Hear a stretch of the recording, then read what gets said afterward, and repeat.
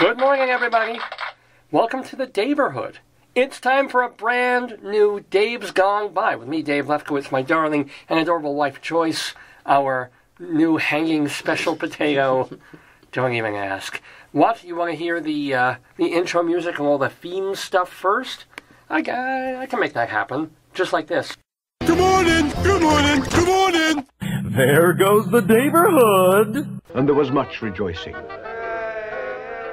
Didn't your meds kick in yet? We got David Lefkowitz here. He's a Long Island arts guy. He's got his own radio show. I want you all to really enjoy a wonderful program done by a fine artist. A glorious thing of unparalleled beauty. Dave's Gone By. Dave is one of my very favorite broadcasters, so keep on listening to Mr. Dave. Tropical hot dog night. Like two flamingos in a fruit fight. Every color of day. Whirling around at night.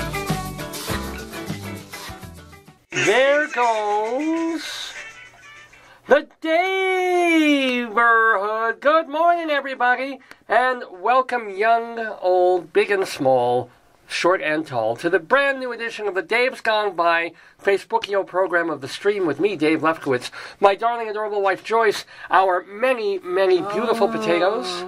Yes, we've got Art Paul signing in and saying hi, and he's got 4 songs on a new 7-inch record. Oh, I can barely read it now. By Art Paul Schlosser and Frankie Poberle. Province, Kumar said something. Oh, yeah. So go listen to some more Art Paul stuff at artpaulschlosser.com. Plus, welcome to John and Fred. And Phyllis and Praveen. Hi, David. Very nice. Thank you. Potato, thanks you. And then Eileen. And then notice we have our beautiful, I guess we have our what would you call them? Like the good angel and the bad angel on my right and left shoulder? I think they're just like Peter Pan, like Ariel's suspended potatoes. They can fly. So of course, this one is our typical standard. You don't see. Where? Oh, yeah, I can't really get that one up there. But he's new. This fella. No, there's not. Yeah. No, I'm trying to look. There you go. Look at him. Stop that now. But look at those beautiful tomato eyes, because a potato would love that. And, of course, all the potatoes surrounding me. Mrs. Bakbagak is here with us. And we're very excited for Mrs. Bakbagak this Saturday morning because we have a brand new short story for StoryTime. And she may get very involved in this. So this is a beautiful thing. And let's see, who else is here? Eileen and Nicole and Carly and Tony. Of course, Tony, welcome, and Ivar. And all these folks joining us live. I'm going to make this... Wow. I have a large hand. And you know what they say about men with large hands? They have large gloves that they wear. Ivar and Michael and all the folks who are joining us on this Saturday, August 25th, 2018, for the 664th episode of the Dave's Gone By show. So we're here in Greeley, Colorado, coming to you. Oh, somebody gave me a thumbs up. Thank you so much. But yeah, can you imagine 664 of these? No. Joyce is like, no, couldn't even imagine 10 of them, and he's still doing them. But welcome, and I'm so glad so many people are watching and giving us thumbs up. And this is going to be a very cool, fun episode of the program, I hope. I'll certainly try to do that for you, because we've got a whole cool mix of things. First of all, we'll have a Saturday segue of songs in the news, where you kind of try and figure out why I'm playing what I'm playing. We'll also have a new Dave's Big Dick Shanary. So Joyce will thumb through this beautiful little book and put her finger on a word completely at random, and then later in the show I'm going to have to talk about whatever. Yeah, she's going to do that now. So Joyce is randomly, with such great excitement, she's doing this. Her thumb has landed on... Proscribing. Ooh. Proscribing. Outlaw. Number 2, to condemn or forbid as harmful. So to proscribe. Prescription. Yeah. It says prescribing, prescription. Mm-hmm. Yeah, wow. To condemn is harmful. So proscribing, I'm going to write that down so I know that's my word. Tell them who's on the show. Yeah. Well, also, So there's our Dave's Big Dictionary word of the day. We'll also have a story time, as I said. We will have a Saturday Segue. We'll go inside Broadway for news of the Rialto. We have a new Colorado limerick of the damned. And today we visit Boone, Colorado. I know you've never heard of it, neither had I. But now we have a poem about it. Boone, Colorado, in our Colorado limerick of the damned. And most importantly, we will be talking to a comedian, a funny guy, a guy who has been doing comedy for a quarter of a century on Long Island and in the tri-state area. Funny fella named Steve Gianturco. Probably don't know that name necessarily that way. But if you've been around Governors and the Brokerage and Stand Up New York, places like that all over the island in Manhattan, you probably have come across Stevie GB, the comedian. And he is doing more gigs than ever. He's got a bunch in August, stuff coming up in September. You can go see him. He's a lot of fun. Stevie GB, he will be talking with our own Rabbi Saul Solomon today in the neighborhood, all about what it's been like to be a comedian for all these years, especially since that wasn't his day job. He has been billed as the world's funniest accountant. So yes, we're talking to a Long Island accountant, but who's also a comedian. His name is Stevie GB, and he will be with us. That's why we're calling this episode of the program HEEBIE GB, because we got the Rabbi and we got Stevie GB. We put them together, HEEBIE GB. Welcome to Michael and Tammy from my high school, and Sandy and Jolinda, and all the Carly and Tony and Art Paul, and all the fine folks who tune in to us every Saturday from 9 until noon or thereabouts Mountain Time for a new episode of the Dave's Gone By show. So how are you doing, babe? How's it going? Good, I'm alive. You're alive. To quote Sia, I'm alive. Yeah. I mean, I think we've both been kind of a bad mood part of this week, just for all the stuff that's been going down, but we made it. It's Saturday. Yay. Yeah. Hey. Anything new? Anything to report? Nothing. I mean, we went to Loveland this week, and we had to do certain stuff. We went to a restaurant, we went around, we did some shopping. What we did not see, and we didn't see any Nazis, but we did not see what I really wanted to.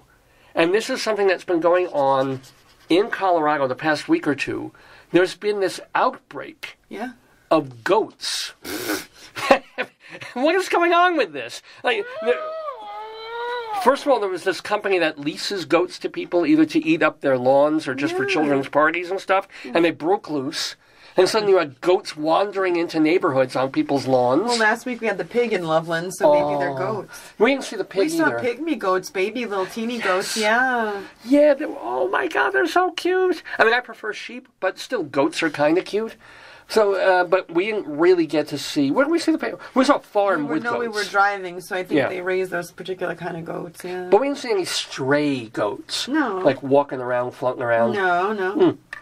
I think they had this same thing a week ago in Queens. Really? And people were like, what the hell is a stray goat doing in my... Is it like a flash mob or something of goats? You know? A flash mob, yeah. I don't know. Either that or... Well, they do goat yoga. Yeah. But I think these were... they've been arrested and they got away. Mm-hmm. So they were running from the cops and they were on the lamb. Come on, that's comedy right there. Because, you know, when I talk about goats, I'm just kidding. Thank you. No, but this was the thing. I used to commute day after day, as did you, from Long Island to Manhattan to go to the theater or to go work in places that I worked. And it was always, you pass the usual things, the big swing line stapler sign, going through Queens. Yeah. And you pass houses of better neighborhoods and not so great neighborhoods. And you pass that giant Korean church that they have. It's this big gray mausoleum-style thing that's a giant it's Korean... It's in probably Long Island City. Yeah. Mm-hmm. But it would also be this big shock as I was heading towards Jamaica. Because there would be a butcher / slaughterhouse thing of goats, and you would never see any animals. You would just see the thing that would say. I think there were parts of goats. I don't think it was like. I don't think they had like a goat daycare nursery. I think it was like goat shops or something. But I think growing up where I did, and when I was a kid growing up kosher, roti. But you never see goat. It was roti. It was. But even in the supermarket, what would you see? You see veal. chicken, maybe a little bit of other kind of poultry, and of course different kinds of steaks. You wouldn't see goat meat anywhere. And then it would be this big sign as I'm on the train, goat meat. Well, depending on the culture, it's very common in other cultures. But what it meant was somewhere in that back of that facility, they're herding goats. So I wonder if a couple of them broke out because they said, like in Queens, they were finding goats. Yeah. Well, I told you, Queens is the most diverse borough, so they're like, hey, if I'm a goat and I'm going to live somewhere, I can't afford Manhattan. Brooklyn is too hipster. Yeah. I can't make it up to the Bronx. You know, Staten Island and Roosevelt Island are too far. I'm going to Queens. So it is diverse because, you know, they are, as they say in the Bible, the goat of many colors. Yes! They like them. Yes! By the way, welcome to David and David, two different Davids. One of them from my high school, Dr. David, I should call him. Warhol's with us. Hello, Warhol. Melba and Karen and Peter. Oh, my God, Peter. Welcome, Peter. This is a fella that unless I've written a mistake, and then you can correct me, I think I either met him in Prague. In prison? Where we met the goats? Yeah. No, or were we in Chicago? We were at a theater conference somewhere, and we were fellows or in a fellowship and a thing. So welcome, Peter, and welcome to Robert. Yay, Robert, how you doing, man? Robert, also from my high school, 1 year, I think 1 year older than I was, and I went to school with his brother, Ricky. So welcome to Robert, and tell Ricky to tune in. What the hell's he doing on a Saturday morning? Probably sleeping. Yeah. While my show is on? Plus, it's 11 o'clock in New York. Yeah. People should be watching this. They should be tuning in to forget politics, forget everything else that's on a Saturday morning on TV. Get your wife and children. Yeah, bring them to the computer. Have them watch Dave's Gone By with me, Dave Lefkowitz, my darling and adorable and tea-drinking wife, Joyce. Jeez, wave hi. Oh, there you are. I fell. You okay? Yeah, I fell backward. It's okay. And, of course, many, many potatoes. Hi. So there's the goat story that's been going around. Yeah. I don't know, what has been getting to us this week? It's just been like, I've been noticing it could be a function of age. Could be a function of time of year. Could be a function that summer really feels like it's ending. Idiosyncratic variation. What does that mean? Meaning just something within you. Could also be that. But have you, or maybe I've just been feeling that everything is just a little bit more of a pain in the ass right now. Everything's a little more annoying. It's because school's starting, so what you're doing is you're experiencing overload, like cognitive overload. It's just you're overloaded with stuff. I guess. I go to the supermarket, milk is more expensive, and when I went to New York, the same peanut butter we buy for $5.99 here cost $8.99 or $7.99. So comparatively, we're good. Well, now think about it. When we buy the ice cream that I like, the Talenti Gelato, that they here we can sometimes get it on sale for like $2.50 or $3 for one of those little pint, 2-pint containers, whatever they are. You go to New York, they're like $6. Yeah. And that's been for years. That's not new. No, it's the cost of living. Here we have a cheaper cost of living. Still, I mean, comparatively. Yeah. But it's more expensive than when we moved here, I think. Yeah, well, it's been 10 years. Yeah. But also, like, you know, my first day that I'm going to be teaching this week here at school. So I'm nervous. I'm a little excited. I'm also kind of depressed. You know, school's starting. I have classes to teach. So do you. And so I'm going into the parking lot that I've been doing for the past 5 or so years. Like I've been teaching English here. And it's early in the morning, which is good. Right? So I'm going to park real close to the door where I got to go in and go around. And then this woman comes up to us. And she's like, don't park that way. I'm like, what? And there was a sign going into the parking lot that says, no parking against the flow of traffic. Against the flow of traffic. Which means head-to-head parking only. The sign doesn't say any real explanation. So I've never seen this. I don't really know what it's saying. Joyce is explaining it to me like, you're not allowed... I know, I'm bitching. I feel bitchy. So I'm parking my usual way, which, if you're me and you're in a parking lot, you'd rather go forward and out than back up and out. Because it's quicker, it's more, like, easy.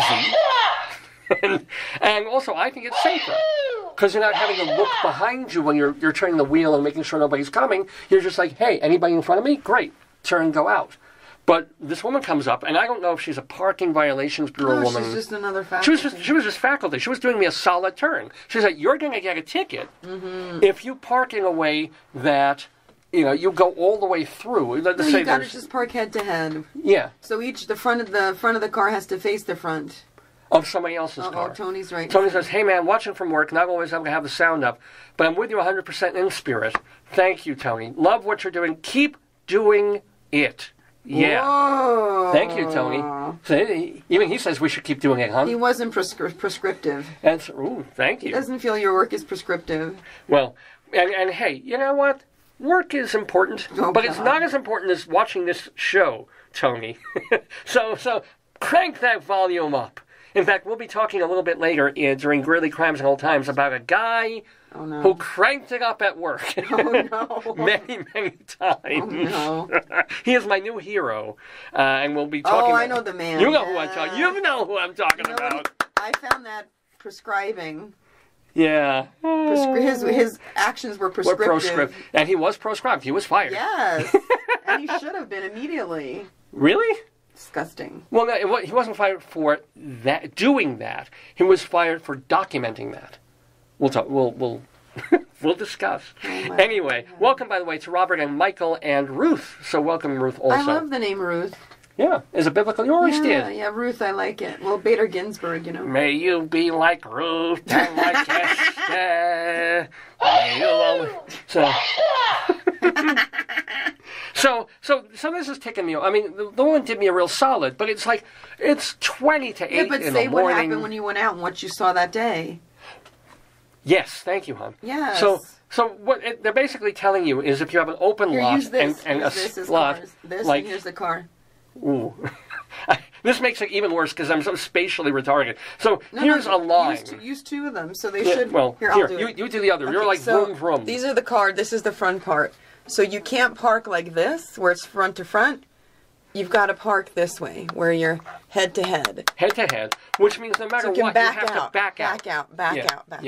Now, this is supposedly safer. How this is safer? Everybody's looking the same way. They don't expect someone going the opposite direction. Is that it? It would be like someone coming at you in a one-way street. You don't expect it. I know, but think about it. If I'm pulling out, and I'm going left, and somebody's going the same way, I'm not. Yeah, but the problem is the person who's pulling out next to you is not thinking you're going that way. They're looking for people backing out. Maybe. Yeah. So anyway, she saved me a ticket because when I finished teaching... also door dings. Because the doors are opening different ways, you might ding the doors more. I wonder. I think that... Because someone told me their car's getting dinged more in the parking lot, so maybe that's a ding issue. Really? You're opening the wrong... But that's once you're already parked. Nobody opens the car door while they're still driving the park. I don't get it. I really still don't get it. Let's say the good part.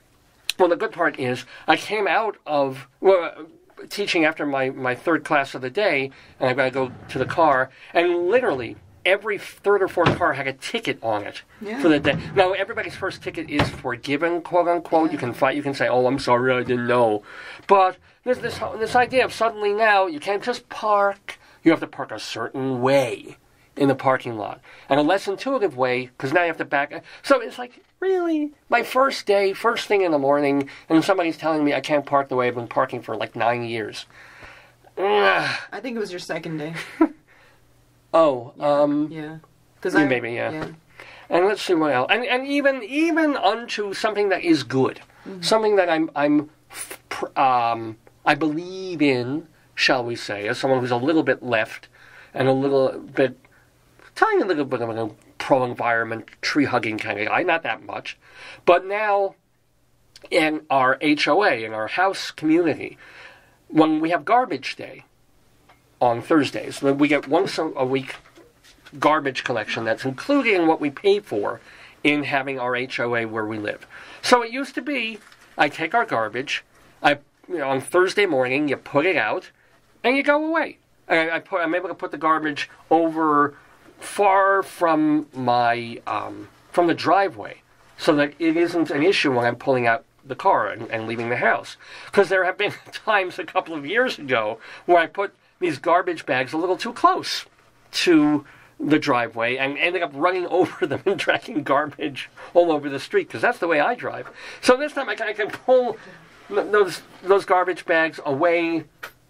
They don't bother me. I don't bother them. It's fine. Boom, I'm done.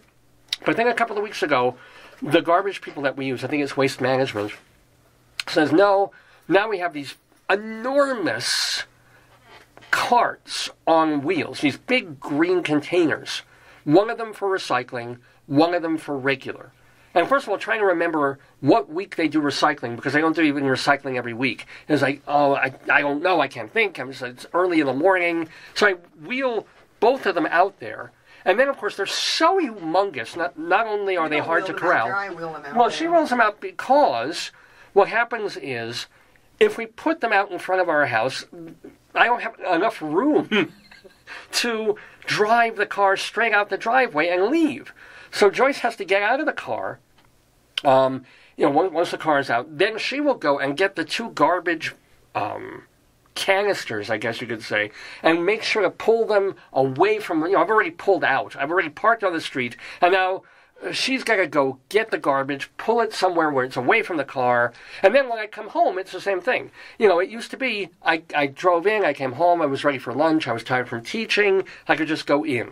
Now it's like, oh, I got to go, I got to check to see whether the garbage men came, because you can't tell until you physically open the lids and look. Before, you either see garbage or you wouldn't. And if you didn't see any garbage there, the garbage men took it. Now it's sort of like, aha, did the garbage people come? So I got to pull the car in, get out of the car, go look in the lids. If they came, wheel them in one by one. Or if they didn't come, I've got to leave them there and then go get them a few hours later. I'm not saying this is a big deal. I'm not saying this is a big issue. It's probably cleaner in a way and better putting them in these giant canisters than it was just having garbage bags on, the side of my lawn. But at the same time, it's one of those things that's a little bit more of a pain in the ass than life used to be.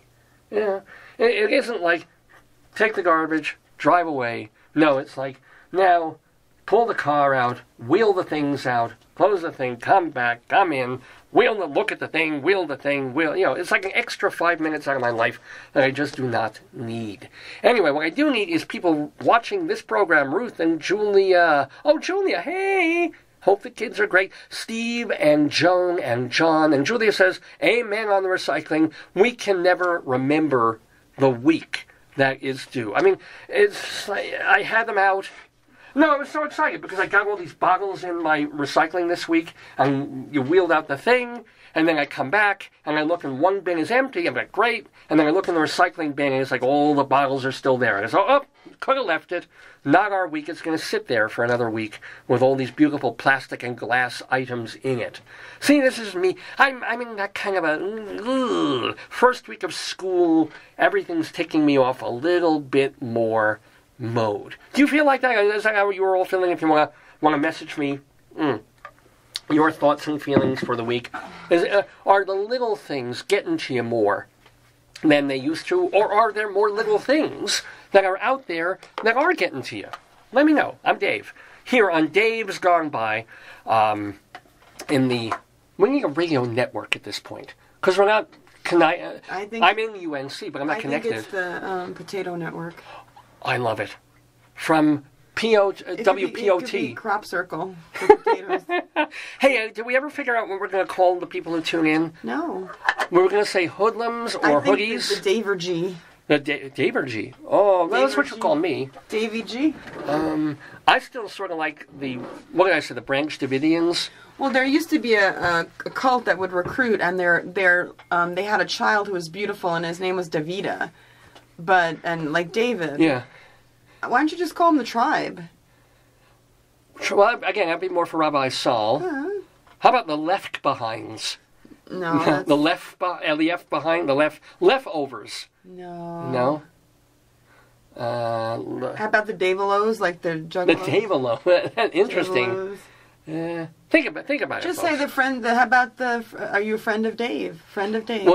Well, I suppose the friend of the neighborhood are people who appear on the program. Yeah, but those are the guests. But then they should be like not friends of the neighborhood. They should be talent of the neighborhood. You know. Yeah. But that doesn't have a ring to it. No. How about you could all be Sis Dave? Since you align yourself with me. That makes no sense. That's your gender is me. No? Friends. Buggies, Daver Buggies. Damigos? Oh. Damigos. Like David's Amigos. That's not bad. Damigo, like Damigos. I'm going to write that one down. Damigos. Let me know your thoughts, folks. You can always email me, davesgoneby What do you call a bunch of potatoes? A crop? Yeah, isn't it? I'll look it up. I can't get to my phone. Many potatoes. But think about, what would you... My tubers? Well, no. How about the spuddy? You're my spuddies. Yeah, spuddies. Spuddies! Because they're like buddies, but they're That spuds. may be it. That may be it. You know, because that's like you spud as a potato, and then they're buddies, but they're spuddies. You know, we're doing a countdown. For what? We are 13 boy. days Oh boy. away. Oh, I'm poking him in the eye here. It will be Potato Day in Greeley on Saturday, September 8th. Yes. Weather permitting. Let me get the events. I'll get my phone. You can Oh, do the events. yes! Okay, look This at is going to be so exciting. Now, unfortunately, the bad news is because I attend Potato Day, and because I am full of joy and running around and exposing myself to people there, I'm not here Day, Greeley, Colorado. doing this program for you on Saturday. Oh, here we go. Potato Day, Greeley. Joyce is checking. Oh my lord. Oh, tell us what will be part of Potato Day in Greeley, Colorado this year. Says it's a picture of some spuds and pin tinfoil. Yeah. It is 10 to 4. Of course, it's at Centennial Village, the most beautiful place I love in Greeley. And it says step. You want to read it here? No, you can't. No, you're doing a great job. No, you do have better language. Oh boy, this is very exciting here. You can enjoy everything the village has to offer. The annual Friends of Greeley Museum's Potato Day celebration with an exclamation point. It's a one-day living history festival in September that celebrates the agricultural heritage of the region, features historic demonstrations, musical entertainment, arriba, children's activities, the used book sale, we do love that, We do. a beer garden, and best of all, a baked bar. So, ladies and gentlemen, is that the most exciting thing ever? There must be more. No, there isn't. Let's see. We're not talking about Disney World here. We're talking about friggin' Potato Day in this little hick Well, city. it's $7, but you have to be 3 and over. Though they pay that. Yeah. And then it says potato activities. Look at here. Right here, Potato Day activities. Yeah. Timber tools and log working. Timber tool. Oh, chuck wagon cooking. We love the chuck wagon. Prince shop demonstration. Oh, yeah. Cider pressing. That's new. I like that, yeah. Stitch in time quilting demonstration. Blacksmithing. Yeah. Heritage farm animals. Yes. Live musical entertainment. Old-fashioned children's games. And, of course, the classic baked potato. And the beer garden. And the beer goes. How come we never have... Because we go and we leave before 11. Oh, look at these I don't pictures. think they serve beer before, like, noon. That's the problem. These pictures are a little bit... Just look at Oh, them. show up. Okay. Let's see. I'll see if you're in any of them. I wonder, because we've been there almost every year for the past 9 years. There was one where I was sick and I didn't go. That was a few years back. Another year it was canceled because it was Yom Kippur, and then that was when we had the horrible flooding. Here's both potatoes and a sheep. Oh, man. Yeah. So, if you need a masturbatory aid, there you go, folks. Potatoes and sheep in the same shot. I'll look and see if you're... There are a lot of people eating potatoes, which I won't show you. Yeah, don't show. That's people looking disturbing. at the book sale. There's the teepee. Yeah. Oh, that's right. They have a teepee there.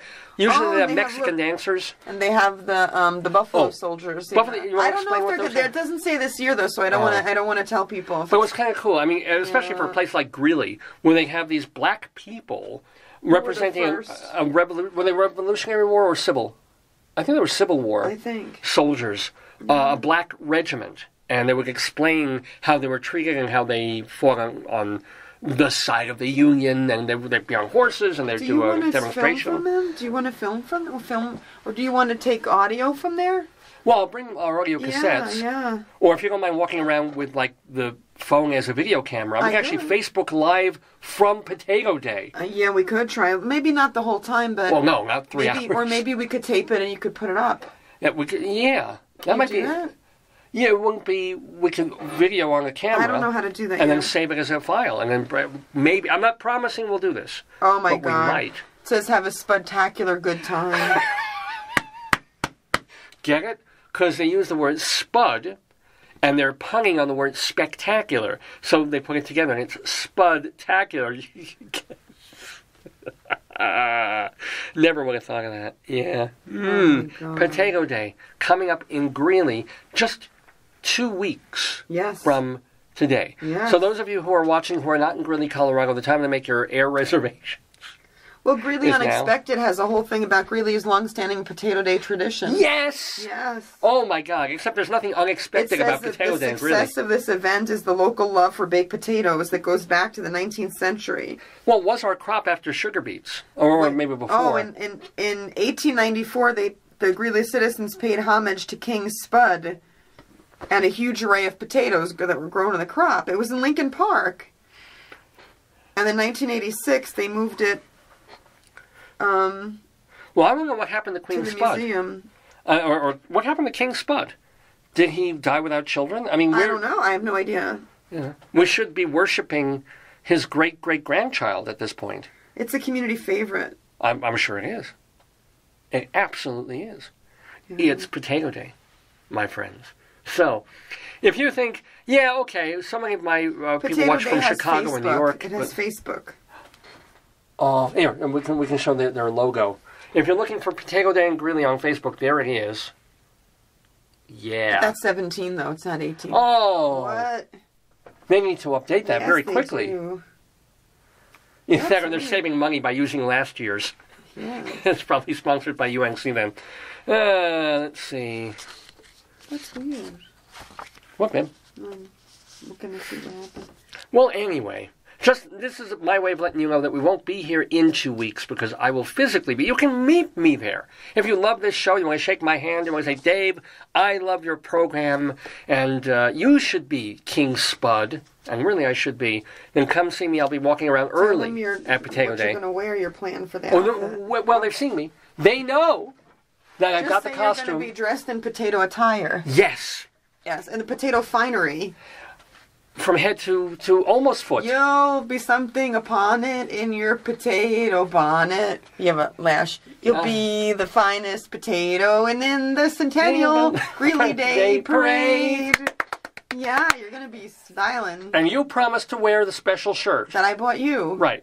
But you promised to wear it. Of You're not going to course. let me hang out there to dry, and I'll just be the weird one that everybody looks at. They will look at both of us. Me more weirdly. But you slightly weirdly too. I just don't want a picture to appear in any local papers because I have one last vestige of dignity that I don't want to Did lose. it stop you from getting tenure? Well, there's a picture of us in the Greeley Tribune from about yeah. 5 years There's ago. a picture of me assembling you in a potato montage. That's Yes. Yes. So you're there, you've got these big dark sunglasses on. You can tell it's you, but it's not even, and it's not a great picture of you, unfortunately, but and you're adorning me. It's the one time in our universe where she is actually shorter than I am. It's weird because you're like doing this. Maybe I'm hunched down trying to fix your stuff. Yeah, because normally she's towering over me by 5 inches, but here she's like bedecking me with potatoes. Oh, I was fixing your potato arrangement. That's right. Yeah. That's right. It's a very important, and it was on the front page of our local newspaper. There you go. Yeah. So, and I've been upset that they haven't put me back on yet. Well, you beat out the cow that got lost in the field. That was hard to beat. But that cow was pretty PO'd. And wasn't it that great year many years ago at the Greeley Stampede when somebody got killed by a bull? Oh God, that was horrible. These things are horrible. Go ahead. Let's do Greeley Crimes and Old Time. All right. I guess it upsets you because the cow, the bull, just rammed into someone, and I know you don't like blood and gore. Gore. Yeah. Greeley Crimes and Old Times. All right. What is Greeley Crimes and Old Times? Why don't you tell the fine folks watching? You know what Greeley Crimes is. I have no idea. I'm not caffeinated nearly enough. No, it's funny. We were just talking about the Greeley Tribune newspaper, right? Mm-hmm. This is where I appeared Well, I mean, one time they published me, which was very nice. And your show appeared. Yeah, they did an article about me when I was doing a show, and they also put my picture on during Potato Day. But what they do in the Greeley Tribune newspaper every week is they have two different columns. One of them is called Cop Log, which has to do with phone calls that come into the Greeley Police Department dispatch of saying, help, help, something's going weird, someone's crazy, I'm in danger. And most of the time, most of these calls, really thank goodness, are not that, shall we say, urgent. And some of them are really, really off the beam and ridiculous. Mm-hmm. And the folks at the Greeley Tribune actually compile... Oh, by the way, congratulations to the guy who worked on that column for many years. And also the other column we do, Mike Peters. What did he do? He posted on Facebook this morning that he is awaiting the birth of his great-granddaughter. You know, he was such a lovely man. Such a lovely man. Yeah. He was a guest a couple of months ago. Yeah. Just a really solid dude. So I hope his granddaughter's not only great, but she's really great. Is what we hope. Yes. So, well, God if willing, she's born in time, you can take her to Potato Day. Actually, Mike, if she's born in time, we'll still probably be on the air until about 12:30, 1 o'clock today. Bring her to the computer. Yeah. We need more fans. No, I think like us on Facebook. Potato Day is a good way to start, Inculcate the children to love potatoes young. Yay! Well, actually, there was, oh my God, what was her... I don't remember her name, but she was in Too Much Light Makes the Baby Go Blind, like the original Chicago cast. Yeah. And she ended up marrying another guy in the cast. Yeah. And they ended up moving to New York, and that guy won a Tony for Urinetown. What am I saying? He was on the show, Greg Kogas, right? Okay. So, yeah, but they had a kid, and the kid had, early on, scary medical... Oh, I remember incubator, this. Yeah. And I think she wrote a book about it, or a zine, or something about it and she called it Neonatal Sweet Potato. Oh, isn't that the great neonatal sweet potato? As somebody who spent a lot of time in an incubator, there's nothing sweet about neonatal or ICU or Nick ICU. Well, ICU, well, you're pretty sweet. Get ICU. This is why my students hate me. This is why I do the whole... I don't actually teach anything. I just tell jokes the whole time. Pretty much. It's joke after joke. And that's... You gotta do you. You just do you. As to quote Shuby Taylor... Yes. I blow me.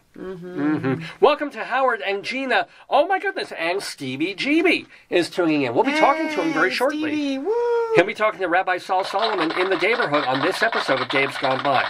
But before we get to the hilarious and fun Stevie GB, and wait till you hear his voice, by the way, because it will remind you of something. It's so weird, because last week we had the actor Sandy Helberg on the show, and when I was listening to the interview with Rabbi Saul, you heard Sandy Helberg, him, the dad, but the voice you heard was Simon Helberg. Oh, that's funny. The guy on Big Bang Theory. Bang, yeah. Literally, I mean, the literal same voice. This guy has a voice that sounds like someone else that you will know, even though he's not related. Leonard Cohen? Well, you know what Leonard Cohen sounds like now? Get it? Yeah, you know what Leonard Cohen is doing now, musically? Decomposing. Yes, indeed. Oh, yeah. Anyway. That's why you have real comedians on the show. That's right. Don't we have our fun? Save us, Stevie G.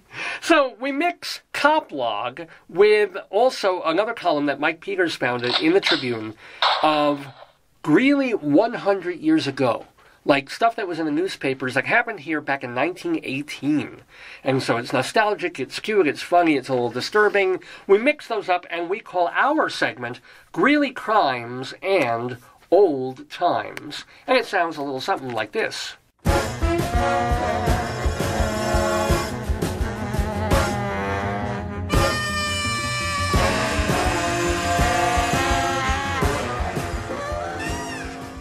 La la la squid, squiggly out and dee-doo. Do you want to talk about the pasta you ate? Oh. You didn't tell them. Yeah, you're on the, you ate the, what was the first one? Now see, a couple of weeks ago, Joyce and I went to a restaurant that we've been to many times in Loveland called, we can say the name because it's good. We went to Biaggi's. But it wasn't blowfish. No, bonefish. No, but it was, cuttlefish. I had a pasta that was flavored and, how was it designed or colored? It was like dyed or soaked in ink. Yeah. With cuttlefish ink. Oh, and it's so cute. I mean, no, it's pasta. It was delicious. The way they extract the ink is not cute, but it was tasty. But did I have to kill the cuttle yes. thing? And then the last time you were at this place... So last week we go to another place in Loveland, a place we've been to twice, and each time the food was absolutely wonderful. It's called Origin. Or Origins? With an S, I think. Origins, right in the middle of Loveland. I think. And I think with no S. This time they left the cuttlefish alone, but they had a pasta with squid ink. What? Teacher...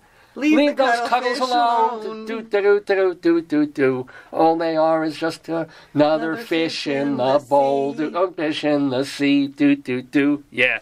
Let's not play Roger Waters. Okay, he's anti-Semitic. But anyway, or at least anti-Israel. Probably not really anti-Semitic. But anyway, then you had what? Squid. At this Origins, they had a pasta. I think it's singular, honey. Origin. Origins is the skincare company. You're right. Think, yeah. So, well, it's kind of interesting because it's a glorified wood oven pizza place. That's their claim to fame. But it's a little nicer than that in the food.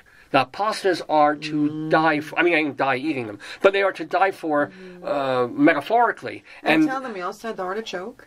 Artichoke was. I haven't had an artichoke, like what do they bake it or something? Steamed artichoke. Well, you take it and it's annoying at first. These little things that become annoying because you take these artichoke leaves out on the outer side and you're scraping out. There's nothing on them. It's like scraping a blade of grass against your teeth. There's nothing happening. But then you get into it. And you're dipping in the sauce, and then you put it against your teeth and go, And you said the artichoke heart. You found that. You told that, yeah? Yeah, we both had delicious. The heart is good. Oh, my God. Was the cuttlefish better than the squid ink, or was the squid ink better than the cuttlefish? They were both fantastic. Did they taste different? If I had them side by side, I'd know. Otherwise, to me, remember, they're flavoring them with so much spice and oil. Well, your cuttlefish had lobster. Yeah, this one had shrimp. The squid pasta had shrimp in it. It was squid ink and shrimp. Yeah. Now, lobster I like better than shrimp. Oh, really? Well, because lobster is friggin' lobster. Mm-hmm. But even so, they were both delicious, wonderful dishes. Mm-hmm. And we had a little artichoke for an appetizer. Do artichokes have other organs? Because you eat the artichoke heart, it's delicious. They have skin. Right, but is there an anus? No. I would like to try an artichoke. Maybe I wouldn't like to try an artichoke anus. So, no. An artichoke, elbow. They're kind of round. I don't think they have sharp edges. Maybe corpuscles. Mm-hmm. That would be interesting. Artichoke corpuscle soup might be something I would try. God. But all they save is the hearts. I think they're throwing out all sorts of organ meat from the artichoke and not letting people eat it. You should. That's something you should look into. Maybe you should research that. Artichoke lymph. Yes. The glands that they have. They could milk the glands, kind of like you milk a pig, and then you have artichoke milk. I would think about it. I think, let's go into Greeley Crimes and Old Times. I'm sure they're waiting with bated breath. Well, we just had a bunch more people sign on, which is kind of cool. Howard and Gina and Stevie was there. Bruce and Joe. So welcome to the neighborhood. Where's our Nancy? Nancy, where are you, girl? Yeah, and where's that English guy? Yeah, he's gone. Yeah. And Bruce is not here. I think Bruce is sleeping. Bruce, wake up. Come on. And Chauncey. Come on, Chauncey. Yeah, where's Chauncey, man? I don't know. I think he's getting ready for Potato Day. He'd like some kitschy like that. He'd be like, Potato Day, I'm in it. Well, those were the kinds of things they would send him to when he was on New York News. Yeah. Like, I'm here at Potato Day, eating a potato. Yes, exactly. Yeah. I think, you could I'll try to get some photos. I don't know if I can do video on my phone, but we should do some stuff photos, at Potato absolutely. Day. Yeah, I think we need to do some We kind can do a photo voice project on Potato Day. No. No, you don't think so? I don't think so. Because, like 80% of the people there, there's going to be children, but 80% is going to be 60 plus. So it's not a bad No, it's going to be you sample. Going insane. Yeah, probably will. Greeley Crimes and Old Times, ladies and gentlemen, here live with you on Facebook on this Saturday morning, August 25th, 2018, with me, Dave, my darling and adorable wife, Joyce. Greeley Crimes. Shall we have a crime, dear? Yeah, let's do it. A man recently, a man visited the Greeley Police Department. So this isn't a phone call. Nice. He went. Well, that's even more scary. Yeah, no. When people, it's like when people start visiting you at the police station, that's never good. We saw that in that Investigator, the English series we watch on Netflix. Oh, yeah. When the woman went, she was missing, and a fake woman went with the kid and impersonated her at the police station. Yeah, right. You never walk into a police station unless you really need to. So be kind of discerning about what you need when you go. Well, this guy, he wanted to tell the police department something. Oh, God. I bet he did. He said he had recently performed repair work on his girlfriend's car. Good. But she never paid him. So, oh no. He wanted to know from the police if he could take the car apart. Wow. That's a problem. What would you say to that? Probably no, right? You cannot. I think you have to take them to court, right? And say, like, was there an agreement? Were you doing this as a friend? Did you expect payment? You got to go to court for that. You just can't go back and take the parts or whatever you did. Yeah, true. I mean, nuh-uh. Hey, are you ready for an awe alert? Sure. And I want all of you to join in at home, those of you who are watching. So, an awe alert is a news item where you will be just naturally enticed to go, aw. So, first let's try it all together, shall we? 1, 2, 3. Aw. Very good. Not so good, Howard and Bruce. Well done, Joe. So, but anyway, you ready to do some awing here? Go for it. Police responded to 15th Avenue Court for a report of a domesticated pheasant. What? Yes. A domesticated pheasant on the porch. It was uninjured, but possibly a little hungry. Oh, I'm you're sorry. not going off. You don't call the police. You go to the supermarket, you Google pheasant food, you figure out what a pheasant eats, and you can even go to 7-Eleven. You grab There's no Purina pheasant chow. But you can probably give it some veggies or something. I mean, figure out what a pheasant eats and go buy some. You can you think the police are going to feed a pheasant? You gotta go to a vet. I mean, my God. Yeah. I still call the vet and say I have a pheasant that needs food. There's baby size you can do with pheasant Yes. food. There's large size kibble for pheasants. Domesticated pheasant. But you don't call the police. Pheasant you food. call the ASPCA All before right. the police. Yeah, so you're not going on this. No, I think it's ridiculous. Wow, you are pheasant unpleasant. I am. Oh, man. I'm mad, yeah. I guess. Then, you know what? I guess we better do a different kind of alert. An alert that requires one of these. Okay. An alert that requires people whom we now call homeless or indigent. Yeah. But back then, we used to call them hobos! Whatever. Hobo alert! Whatever. I wonder, do I have a hobo alert thing? Wow. What, are they torturing the hobo there?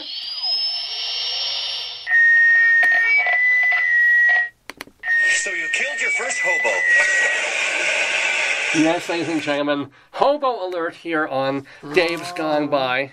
There ain't nobody here but his chicken. Dude, at a Johnstown clothing store, a bum came in last... Now, this is the writing back in the Greeley Tribune Republican 100 years ago. That's what the paper was called, the Greeley Tribune Republican. At a Johnstown clothing store, a bum came in last month and begged for a pair of socks for his sore feet. The owner gave him a pair and soon forgot about it. A month later, the bum returned to the store to pay for the socks and buy more clothing because he'd gotten a job on a nearby farm. That's so nice. Yeah, that is the opposite. You know, we're talking in class about connotative definitions of words. That is the opposite of a bum. Yes. You know, yes. So, yay hobo. You know. Police responded to 9th Avenue. Oh, because there was a report. Is it your 8th and 8th? Close, maybe. Because there was a report of blue and red lights streaking across the sky. Oh, God. Was somebody abducted and probed? Maybe. No? There was no amber. Well, actually, what would blue and red mix together? Green. It would be a green alert. Purple alert instead of an amber alert. Uh-oh. Sneeze alert. Excuse me. Oh, thank you so much. The caller wanted to know if police had sent the lights out, quote, to monitor all of the cars or to have the sky watched. Do-do-do. Batman. Paranoia will destroy you. Excellent. Wow. You know, that's... I hope that person was not paranoid. That's sad. Yeah, you think? I remember we had a fella in Long Island who was friends of friends. Mm-hmm. And this may be true, but he was obsessed with chemtrails and all of that. He might be totally right, but nobody wanted to listen to him about it. It's like Cassandra, right? What did she do? Cassandra told the truth, but nobody wanted to hear it. Yeah, right, yeah. Because, they're seeding the clouds and they're doing this and there's radiation. I was like, okay, I'm sure you're right. I'm sure you're right. But still, I'm on my way somewhere. Have fun. We want to set back fracking 2,500 feet, 2,000 feet. If I sign this, do that. I'm like, yeah, I really don't want the wells, but I can't deal, I know.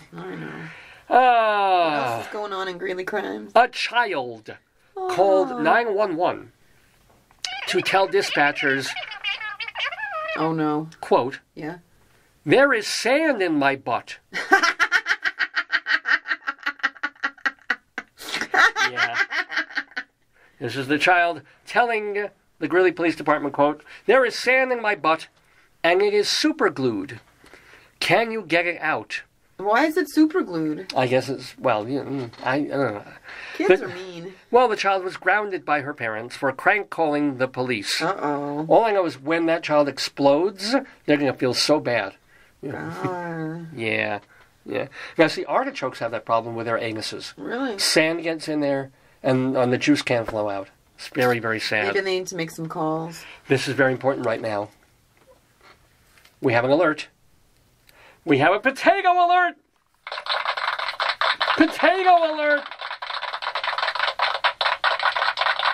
Claiming that some of his Greeley Spuds baseball players are, quote, giving away games. Oh, racketeering. Yeah, it's like the Chicago White Sox, ladies and gentlemen. Racketeering, or the Mets. Coach Slim Roberts has said he may fire many players and replace them with players more interested in winning. Whoa. That's just, he called them to the curb there. That was mean. I know, right? That was rough language. To do that to the Spuds. That was rough language. And I gotta tell you, I read this story to students who are on the Greeley Bears current football team. Yeah. And their only question about it was, what's winning? Oh, God.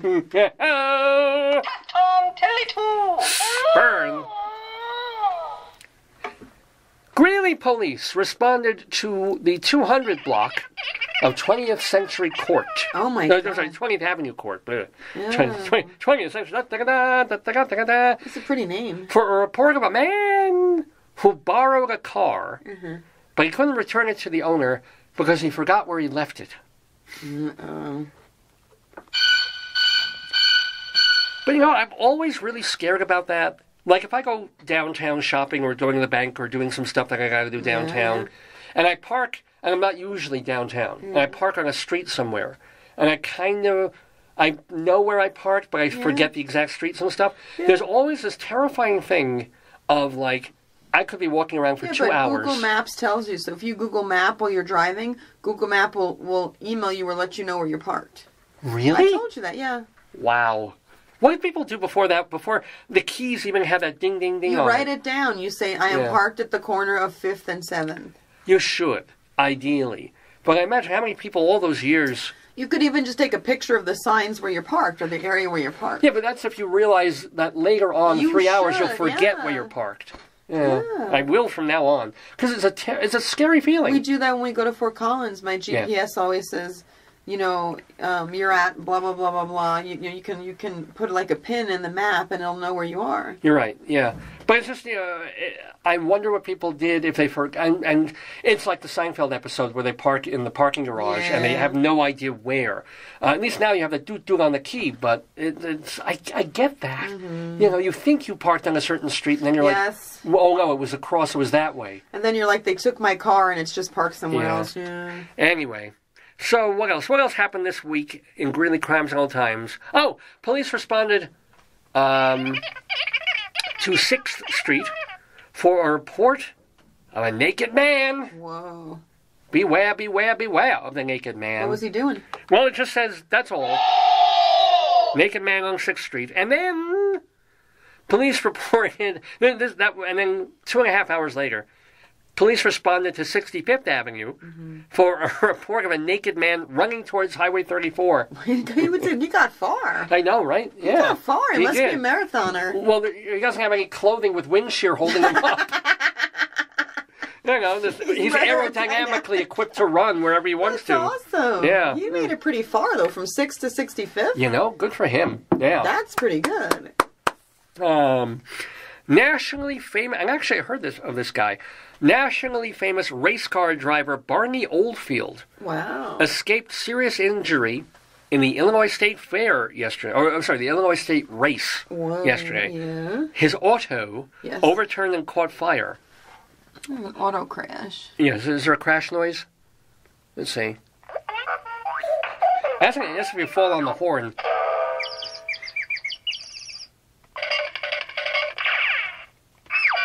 Yeah, that's a bumper hitting you. Anyway, but poor Barney Oldfield, he escaped with just the hair on his head singed off. Wow. So, what kind of... Well, a car caught fire. Yeah. He got out of the car, and it burned his hair. Maybe he had like a big pompadour or something. Something like that. I mean, this is 100 years ago. Wow. But it's funny, I remember... Now, I don't remember him, but I remember reading and hearing about Barney Oldfield, the race car driver. I don't know if he was in that Chaplin film, Kids Auto Races at Venice or something like that, but maybe. Anyway, by the way, welcome to Mary. Oh, Mary, yes, and Marcus and Wayne and Steve and Charles and Richard, our friend Richard, and John as well. So many people tuning in for Greeley Crimes and Old Times on the Day of Gone By Facebook program of the stream. Let's go back in time a little bit more. And then we gotta do some elsewhere stuff. R.A. Hewlett of Greeley. We come from Hewlett, Long Island, but Hewlett of Greeley was in a strange auto accident west of Loveland last weekend. He was driving down the canyon when he stopped for a short time. When he stopped, his car was struck by a Fort Collins Dodge. Later, when a tow truck was pulling his auto from the canyon, Hewlett was behind the steering wheel when the car went off the road into the river. Jeepers. You think we've had a bad day? Because what happened was it was still attached to the tow truck. Oh, God. Oh, no. All the poor guy was to pull off the road for a minute. Maybe, that's horrible. First he's struck from behind, then he gets a tow. He was eating an artichoke, that's That could have been it, yeah. He suffered minor injuries. That's good. Yeah. Considering everything you went through, that's really good. Oh, man. What a horrible event, yeah. Now, sometimes on Greeley Crimes and Old Times, we go elsewhere. This is like, all our stuff tends to be Greeley-oriented, but every once in a while we like to share a news story that comes from elsewhere in the universe. And we're going now to Dateline London. An unnamed 24-year-old man in London. There he is, yes. Oh, no. I hope you've finished your breakfast. Oh, God help us. This man, who has had a history of chronic constipation, had a medical emergency last week. And this is really last week, right? Okay. He arrived at a clinic complaining of intense abdominal pain. Yeah, we've been there. We've all been there. So he was given laxatives to relieve some of the pressure. But he returned a couple of days later with even worse pain. Oh, no. Turns out he was so backed up, his organs were starting to shut down. Can you imagine that? Whoa. A CT scan revealed that the man was suffering from a condition known as either megacolon or megarectum, or both. I've heard of megacolon. I've not heard of megarectum. It's probably the brother. Yeah. This, artichokes may have megarectum. If you think about it. This all might sound like the punchline to a bad joke, but the conditions are incredibly dangerous. And in this particular case, the man's rectum had dilated to where it was starting to tear, poisoning him from the inside. Oh, God. Oh, he was rushed to surgery where surgeons repaired his damaged insides and relieved him of his fecal burden. Whoa. What a lovely he phrase. He must have felt so much better. Well, yeah, for most patients with chronic megacolon and constipation, a non-surgical approach can be effective. Mm-hmm. The doctor explained, and this is a quote, and I'm basically doing this so I can say these words. Yes. Legitimately. There's high colonic water enemas, water-soluble contrast enemas. Contrasted with what? contrast mean they can do differentiation in your colon. Ah, I wonder. An oral polyethylene glycol-based solution. Yeah, Yum. like just it's like an oily thing you take to make you poop. As opposed to a glycerin, Yes, what do they call those? One end or the other. Yeah, suppository. Suppository, that's it. But anyway, we our feelings and our get well wishes go out to this 24-year-old London man. Mr. Megacolon. You know who they should have hooked him up with? Who? Remember a couple of weeks ago, they had the guy at the Ripley's Museum with the fingernail? in New York who had the longest fingernail in the history of the world in the Guinness Book of World Records. And people had just taken the end of that fingernail and put it towards that colon and started just one little push, the doo-doo would have all come out. Yes. Would have saved them surgery, would have saved them having all this to go through. It's just a thought. These are the kind of things that go through my head, ladies and gentlemen. When it's 10 o'clock in the morning, Mountain Time in Greeley, Colorado, where we do Dave's Gone By every Saturday from 9 until noon or thereabouts, here from my office at lovely UNC, with me, Dave Lefkowitz, my darling and adorable wife, Joyce, all our fabulous potatoes. We're in the midst of Greeley crimes and old times. Going to do a couple more, including one more elsewhere. What else shall we? Let's see. This is almost yeah, but you know what? This should have been an awe alert. You tell me, because you don't think that last awe alert was valid. It was disappointing. You and folks at home, you check with yourselves to see if you're going to go awe for this. Police responded to 35th Avenue for a report of an injured domesticated rabbit. Not yet. Okay. The caller insisted the rabbit was domesticated because, quote, it's the white fluffy kind. Oh, yeah, is that what that's? Oh, it's not one of the heather, the heather kind of rabbits we see in the woods. Yeah. Yeah, no, be a cute little white rabbit. That's cute. Oh, I like him. I call him Bungie. Remember Bungie from, what was it called? It was Chica. The Chica show. Used to love that. Yeah. Oh, man. It was Mrs. Bachbagach's favorite. I tortured Joyce with that in the mornings. We put on Chica. You torture me with everything. Yes, pretty much. So that's my joy. That's your job. Police responded to a supermarket on 11th Avenue. I think I know which this one is. Oh, I know too. For a report of a woman sitting on a pole. Yeah? Why can't she sit in a bowl? Wearing black lace pants, a little top, and nothing else. Oh, she was probably a hoo-hoo. Was she pole dancing? What kind of pole? Who has poles? You know, like in the parking lot, they have those things to stop traffic so you don't drive through. Oh, okay, yeah. So she probably was sitting there. Maybe she was demonstrating her goods. Oh, you think? Ooh, if you're wearing lace panties and a tiny top, what are you doing? It was lace pants, not panties, but lace. Yeah, but still. Yeah, wow, yeah. Yeah. No, I remember one time I sat on a pole, and he said, "Go sit on an Armenian instead."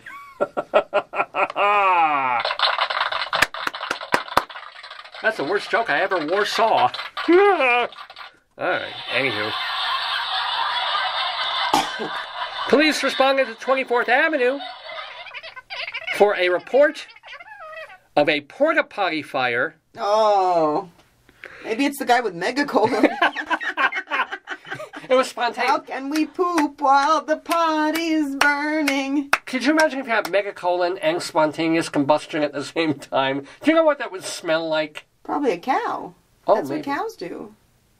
Wow. That's what you do on a farm. Wait, but do cows have combustion? No, but they have a lot of methane in their stomachs, and they poop. So if you like a cow fart, you probably I think so. Wow. Maybe, maybe a cow was in the porta potty. Oh, maybe. Well, this is exciting because they say it was ignited by some kids in the porta potty. No shit, right? Yeah, no shit, this porta potty joke. Yes, indeed. It's my potty and I'll poop if I want to. Poop if I want to. If you have a glycerin enema. Oh.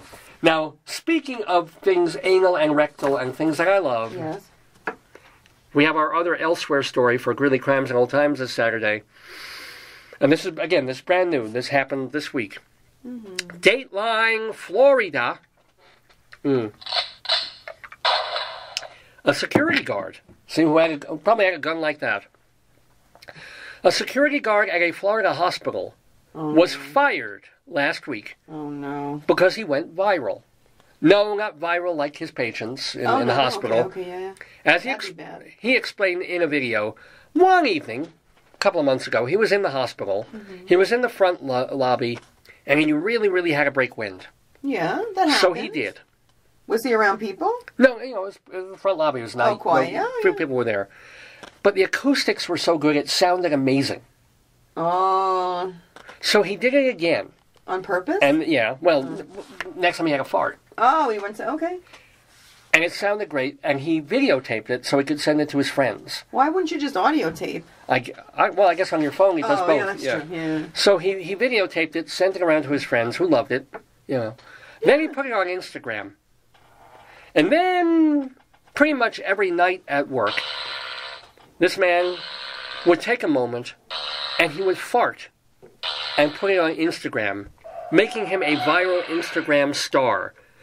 Basically what you would see, and you can see these on YouTube and you can see them on Instagram as well, he'd have a close-up of his face like this. You could see part of his uniform, but not the whole thing. And he'd lean into the camera and let one go, as you can hear. And with amazing pride that he would take in his workmanship. Well, that's nice. He'd be like, "Oh, that's a good one." Maybe he ate burritos and he ate like gassy food. Maybe he ate like a lot of beans and a lot of like stuff. Well, he's a large man. Oh. Yeah. He looks like someone who can like make Pavarotti of farts, right? Not only that. Farterati? He's got the nickname now. Farterati's great. Yeah. But they call him Paul Flart. Because he's a mall cop. He's the security guard. Paul Flart. But I don't understand why they fired him. Well, they fired him essentially because in a hospital you're not allowed on work time to use your phone. Oh, and also HIPAA. Take pictures of. Yeah, if there's patients, it's a violation of. And he said, "Look, I never showed my badge. I never showed really? where we actually are." But they said no. Then they let him. The guy confronted him in the parking lot. And said... Who confronts the security cop who's farting? No, his supervisor. Oh, okay. And you can do whatever you want in a parking lot, but found him in the parking lot and said, "Okay, we got to talk about this here." And the guy, and Paul Flart says, "Are you firing me?" And the guy says, "Yeah, turn off your camera." So "You're firing me. I'm not going to do anything. I'm going to keep this going." Oh, did he go to court? Oh, I don't know if it's come to that. He's just... I think the guy realized he was wrong for taping at work, during work hours, etc., and so forth. It wasn't so much what he was doing with his ass, it was what he was doing with his camera. But was it a fireable offense? I guess it was. I mean, you got to sign, sign this paper that I've explained to you, and I said, "I'm not going to sign, fuck you, I'm not signing anything." Wow. So obviously both sides were kind of wrong in this. The hospital has a star in their midst. Yeah, but they want to protect... It's also disgusting because you want to protect the rights of patients, but you also don't want some guy, like, passing gas in your... Like, hospitals should be cleanly. You don't want some guy, like, doing that. That's not right. People fart. Yeah, It's what they patients, not the guard. He should go in the parking lot. He shouldn't do it in the room and tape it. Bathroom would be and the acoustics in a bathroom should be great. So why didn't you do it in the bathroom I don't know. after work? You would have been fine. Yeah, well, sometimes you can't wait, as you know from me. I know. Sometimes we're in the aisles at Target or the supermarket, and you'll be looking at something, and I'll move a few feet away from you, and you won't hear the noise. You'll just hear me start giggling. No, I'll be so I proud. hear the noise, but because you don't have good hearing, you don't hear the noise. I don't hear the noise. Yeah. So he has become something of a hero. No, so this is the upshot of all this. Is he hired? Yeah. Oh no, well, I don't know if he's hired. He was fired from the hospital. Mm-hmm. He has started a campaign, like a Kickstarter or an Indiegogo campaign, but something called Patreon.com, where he wants to make a living now, farting for everybody. How do you make David, if that were a job, you would be like an exec, you'd be the CFO. You could be the CFO, honey. Well, he wants to be that. But how do you make a living? He's saying, "Please support me in my endeavor to be the first man since probably Lefkowitz to make a living farting for people and making them happy. So if you give me money, I will keep making videos." The Howard Stern show did that. I mean, oh yeah, that's right. Remember that? That was the guy who could take in air. Yeah, nobody's going to pay for that. Well, he's 13% towards his goal. What's his goal? $1? The thing, it doesn't show what his goal is, but like 20 people have donated so far to Paul Flart. Look for him on Patreon.com. But it's weird. They don't tell you what his ultimate goal is. Do you know the hospital? Which hospital? No, they don't say? Yeah, that they don't say. He said the one negative aspect, besides getting fired, that's a big one, of this is that he has an interesting fan base now. There are people who, like me, who find it hilarious and wonderful and joyful, and I wish we could hire him here. I keep him in this office, but on that side. Yeah. Right?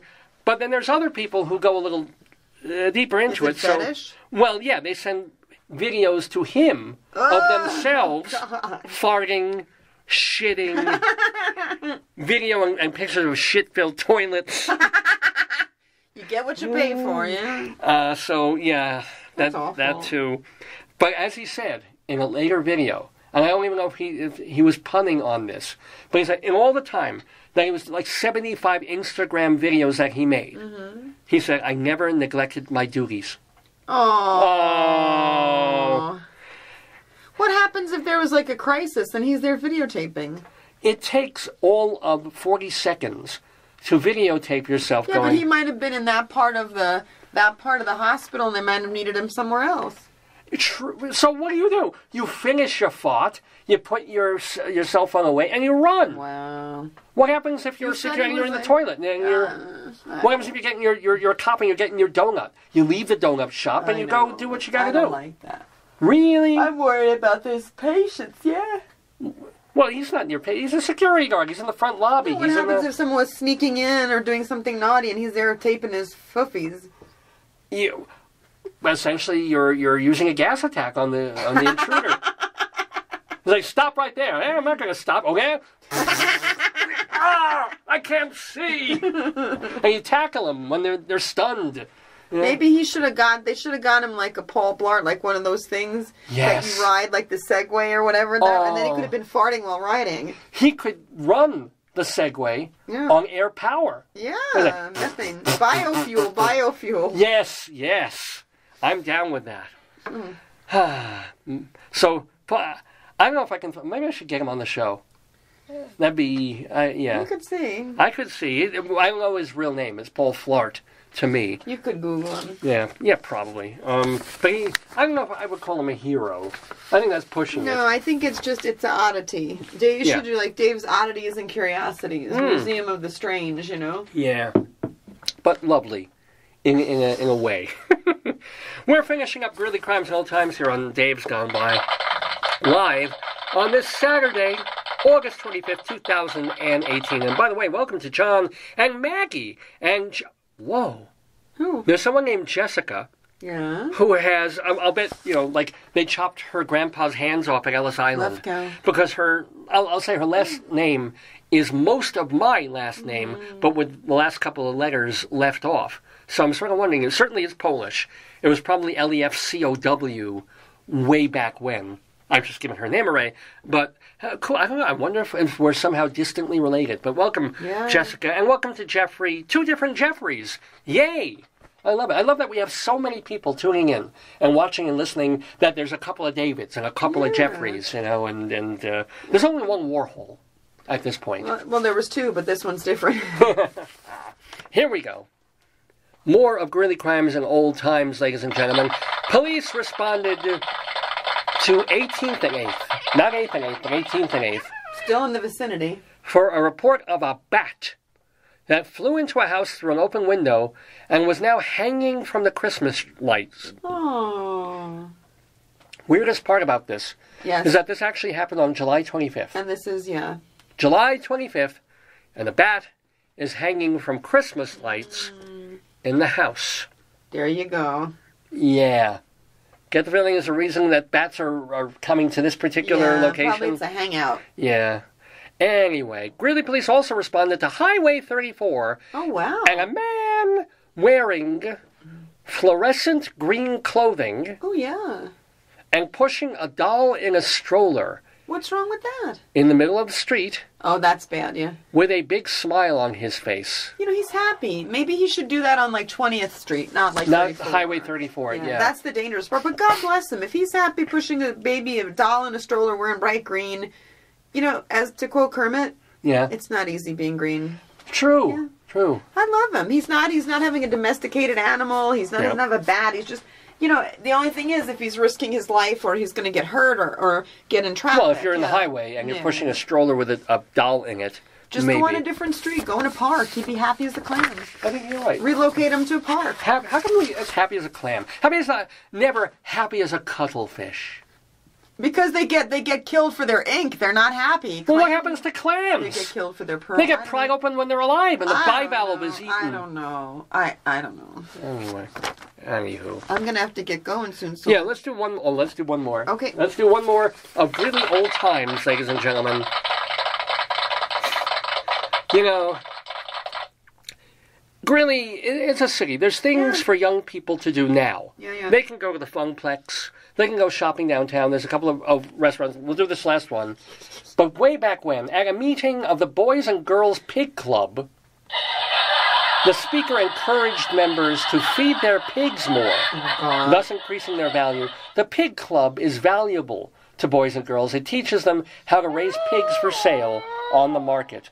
So I think, you know, if we want to keep the kids off those video games, we want to get them out of MS-13, we need to bring back the Boys and Girls Pig Club of America. And that's not just me being a ham. Just coming to a fork in the road here, folks. I should be baking these jokes a little bit more in the oven. Okay, bacon. Making you squeal with delight, aren't I? All right, it's time to hoof it from this segment, which has been Greeley Crimes and Old Times. Mr. Horace Greeley was no fool. I'm sure that you'll agree with me that Greeley was no fool. What he is getting at is that Mr. Greeley was no fool. Yippee-yi, yippee-yi, yippee-yi-yi-yi, yippee-yi, yippee-yi, yippee-yi.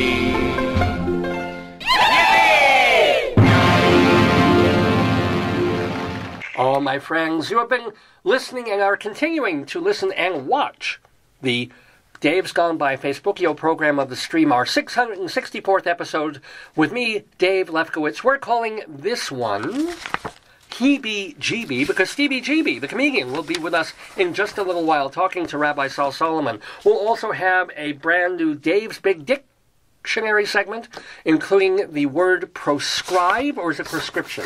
I better check that. It's proscribing. Okay? So I'm going to have to do something about that word. Also, oh boy, we'll have a brand new story for StoryTime.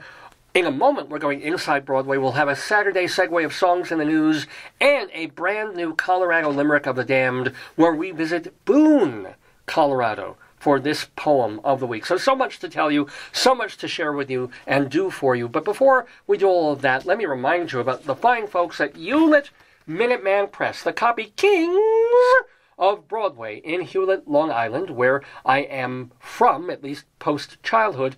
So they are a franchise in the heart of Hewlett, Long Island, about 2.5 blocks from the LIRR station, across the street from the giant Petco. If you have copying to be done, color, black and white, single-sided, double-sided, huge bound volumes, spiral binding or perfect binding, if you want to put your name or logo, corporate logo, on clothing or a pen and pencil set or calendars, Hewlett Minuteman Press is the place to go. Oh, and I want to play something before you go. I forgot to do this. Tell me. But Hewlett Minuteman Press, give them a call, 516-569-5577, area code 516-569-5577. You know, the Jewish New Year is coming up very soon, so they're known for New Year's and holiday cards, Christmas cards as well, Hanukkah cards, and wedding invitations. And if you tell them Dave sent you, you get 10% off any job, big or small, at Hewlett Minuteman. So after Labor Day, they'll be open half a day on Saturdays, as well as during the week. 516-569-5577. Hewlett Minuteman, they are the copy kings. Now, hon, I can't believe I forgot to do this. I wanted to give you an example, yes, a demonstration, yes, of a master at work.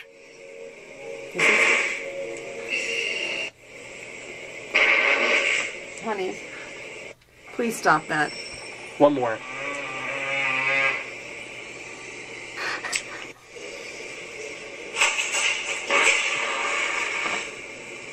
I think that's a schnartz. A schnartz? That was probably a shart. Schartz. Yeah. Shart. This is Paul Flart. a collection of I'm Instagrams. Send you. There's his real name in that article I thought. Oh, was it in there? Yeah, I have it in my Google feed. I'll look. These are the sounds of Paul Flart on his various Instagram posts.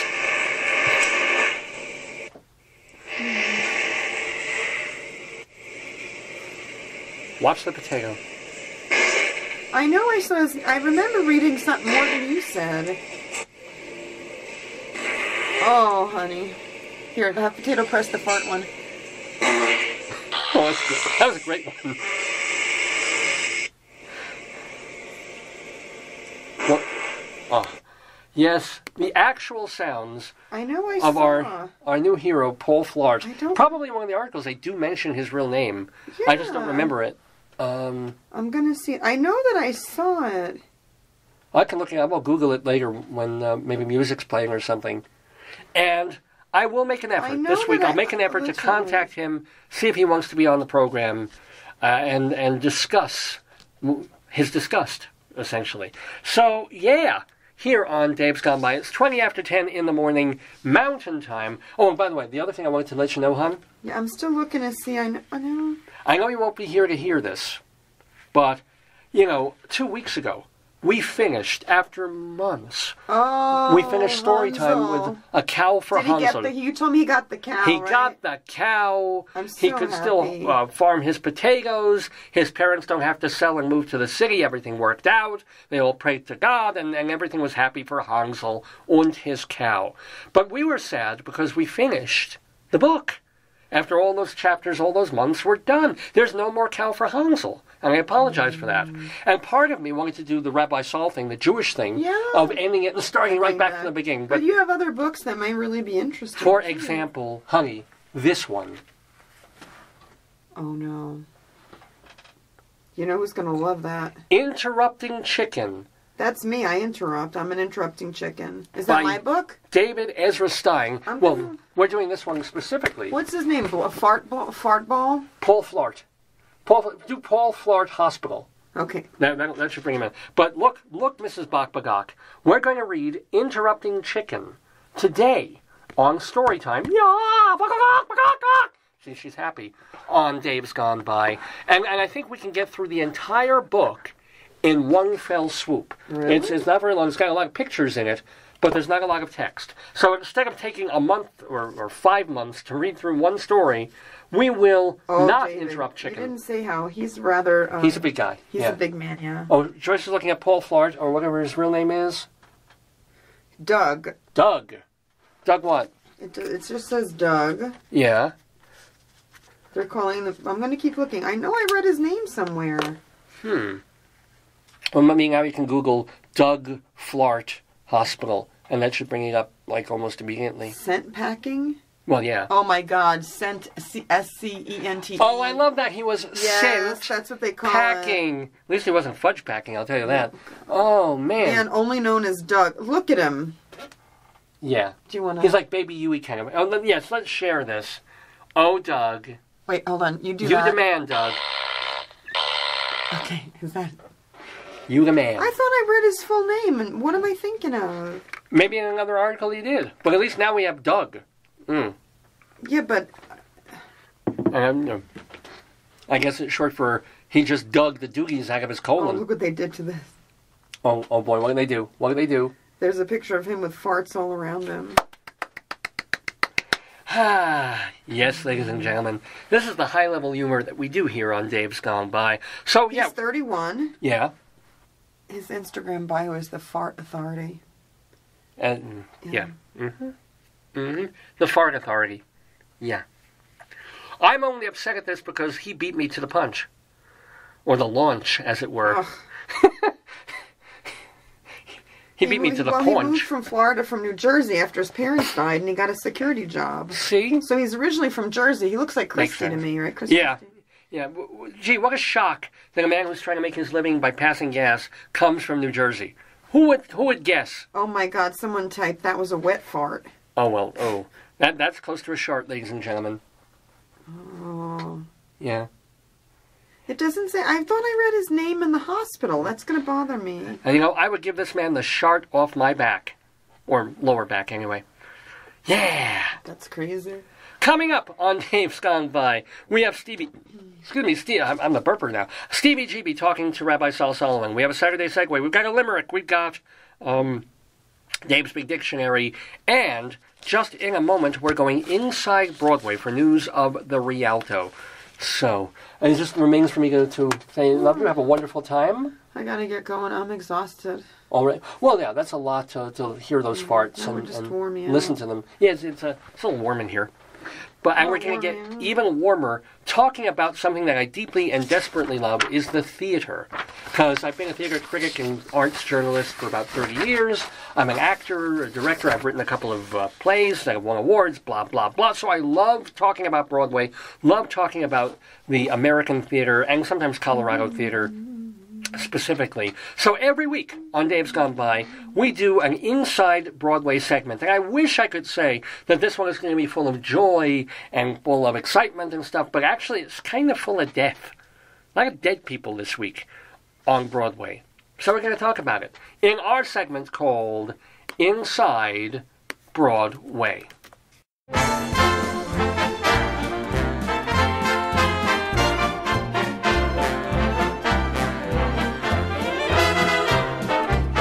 Inside Broadway, a look at theater on and off Broadway and beyond. Brought to you by Total Theater and Performing Arts Insider. Curtain going up.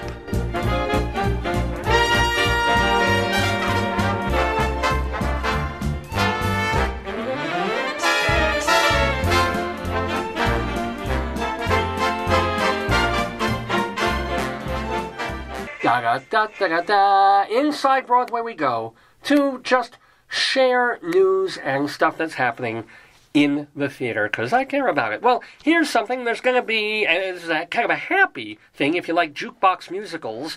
You know, we've had them for, in various guises and various degrees, of everyone from Carole King to Frankie Valli and the Four Seasons to the Beach Boys to even Bob Dylan and, oh gosh, anybody. There was Motown the Musical, I love you. Which... I love you too, babe. Don't forget the code word. Come this way. Don't forget the word. Oh.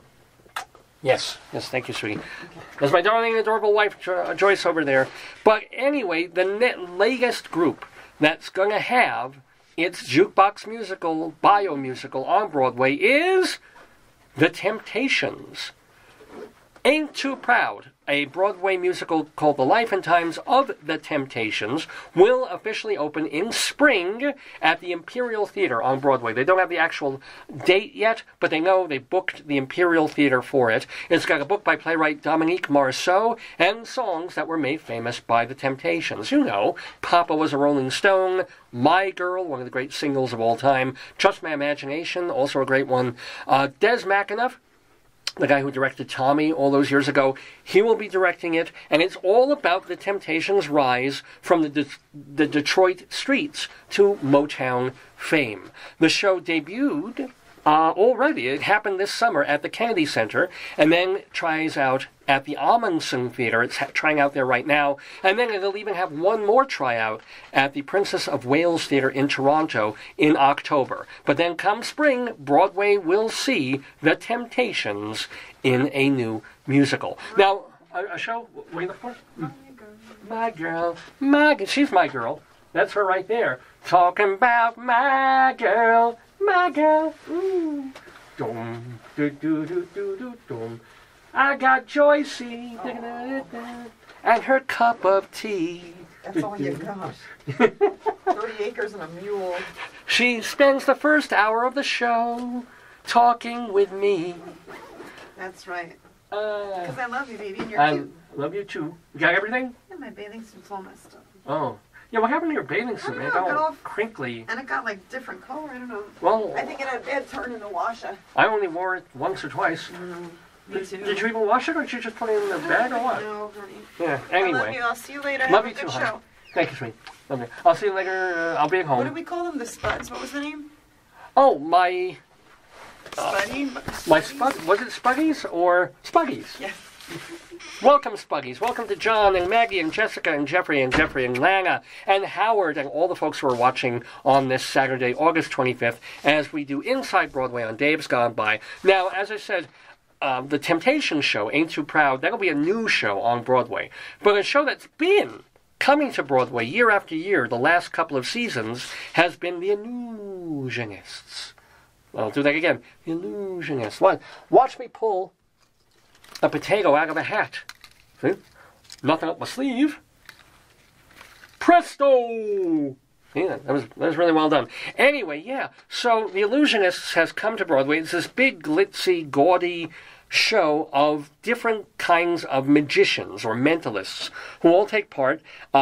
This one is going to be called Magic of the Holidays, so I guess it'll have a Christmas Hanukkah theme, and it is coming back. It will be playing November 23rd through the end of December at the Marquee Theater on Broadway. It's the 4th presentation of The Illusionists on Broadway over the past 5 or 6 years. Among the artists taking part in The Illusionists are Adam Trent, known as the Futurist, Colin Cloud, the Deductionist, Shin Lim, the Manipulator, and a bunch of others. So you might want to catch The Illusionists on Broadway happening this holiday time from Thanksgiving through just after Christmas. Oh, and you know, like I said, I gave this a very grim intro that we've got some dead people to deal with. It's true. But there's been some good news and happy news on Broadway. Certainly for the show that just fooled everybody, The Play That Goes Wrong. This is a little show that came from England. Nobody famous in it. Had really no PR backing it up. It was this zany, lower grade noises off style farce about a theater troupe putting on a murder mystery where everything goes wrong in a hilarious way. I didn't find it that hilarious, but audiences are roaring. It's got a great set. In fact, the set design won a Tony for The Play That Goes Wrong. And guess what? Something went very right for it this week. It made back its investors' money. It is officially on the books in the black as a hit, because that's what a hit really means. You can have the best reviews in the world, audiences can go and have word of mouth and love it, but if it doesn't reach the investment level that people put into it, if it's still in the red, it's not technically a hit. Well, guess what? The Play That Goes Wrong recouped its $4 million capitalization. Don't know why it took so long. It opened back on April 2nd of 2017, so it's been running a year and a half just to make the $4 million back. But the nice thing is, the show is now still running, so unless it goes a little under and dips under its weekly operating costs, now you're getting into the gravy and the good money. And this has just been good news from this show all along. The reviews were better than expected, although not every critic loved it. Then it had a really nice, long, year-long run. They were going to close it, limited run, take it on tour, and then they were like, there's still a lot of people who want to see this show. So they rescinded a closing notice. It was supposed to close this month. And they said, nah, we're going to keep it going through January. And that's what they're doing. So The Play That Goes Wrong has been extended. It's playing at the Lyceum Theater on Broadway, and you can still go see it for another half of a year. And now it is officially a Broadway hit. So congratulations to that comedy. And we wish in absentia, and speaking of dead people, today, August 25th, is would be the 100th birthday of Leonard Bernstein. Guy known, of course, for being a conductor, classical musician, but his contribution to Broadway, though not a ton of things, was pretty special, including On the Town and most spectacularly West Side Story with Stephen Sondheim and the book writer, forgive me, the guy who also wrote Gypsy. I'm forgetting his name, but you know who I'm talking about. And he also did Candide, Leonard Bernstein did, and he contributed music to Peter Pan. So he didn't do a lot for Broadway. What he did was Church. And so we bid a fond remembrance of Lenny, a guy who really brought classical music to popular culture. He did that show on TV where he was describing things and showing how great classical music is, and that it isn't something that kids or teenagers should be afraid of or run away from. So a tip of our magician's hat, because he was something of a musical magician to Leonard Bernstein. Anyway, want to remind you before we move on to more of Inside Broadway that we couldn't do this show without the fine, fine folks at Total Theater. Total Theater is a company that does two amazing things. One of them is they have a free website of theater reviews. It's called TotalTheater.com. There are thousands, there's really more than 5,000 theater reviews on that site, stretching back over the last 15 or 20 years. Point is, pretty much every Broadway show, there's a review on there, a lot of off-Broadway show, tons of regional theater, international theater, festivals, and it's all free. All you got to do is go to TotalTheater.com, click on Criticopia, and go surfing. Go have fun. As a matter of fact, there's even, because sometimes the search engine is a little buggy, there's now a master list. You can click on the link, and there's a list of every single review on the site and a link to it, whether it opened last week, last year, or 10 years ago. So it's really, really helpful. And you can also do, it's like a Word file almost. You can control find if you're looking for a particular show or a critic that you like or a city or country that it's in. It's all there. All easily accessible at TotalTheater.com. Plus, there's a second button there called Periodica, where you can read articles and interviews about theater all over the world. TotalTheater.com. Now, Total Theater also puts out a wonderful magazine. Comes out bi-monthly, or is it semi-monthly? It comes out twice a month, except in certain months. It's called Performing Arts Insider, the Bible of Broadway. Thank you for those who are giving me thumbs up for PAI. Yeah, it's a fantastic magazine, and here's why. I'll tell you why. Aside from the fact that it's a pretty good-looking cover right there, it's what's inside that counts. And what's inside in every single issue, well, table of contents for sure, and then a list of all the shows that are still currently running on Broadway, when they opened and when they're running until, and then shows scheduled to open this season, when and what theater they're in, a little map of the Broadway district. Okay, fine, not a big deal yet. What about this page, which has every single Broadway theater, its location, how many seats it has, and what show is playing in there, or when a show is going to be opening there? Pretty useful, pretty handy to have right in front of you on a page. Still not convinced? Okay, next page. Press agents. All the folks who handle the Broadway shows. If you want to get in touch with the people who are handling Book of Mormon, Hamilton, The Play That Goes Wrong, this is your page. It gives you the phone numbers, the addresses, the email addresses, and the names of all the press agents handling the Broadway shows. But wait, there's more. Now we get to the real heart of the magazine. Here are calendar listings of when every single show is playing, opening, closing, starting previews on Broadway. And then you won't find this anywhere else. Off and off Broadway as well. Because there's one or two places where you can see all this for Broadway shows, but not the shows that are opening in the little theaters, from 13th Street to the Vineyard, up to like the Leonard Nimoy Thalia space on 92nd Street or 96th Street. Notice, day after day, show after show after show. Is there more? You bet there's more. We've even brought back, by popular demand, the cabaret column, which tells you what's playing in all the major cabaret venues in Manhattan. And then a rumor column, when we have time for it, of shows that are bound for Broadway. So they're not there yet, but they're supposed to be coming to Broadway. We're letting you know how they're doing.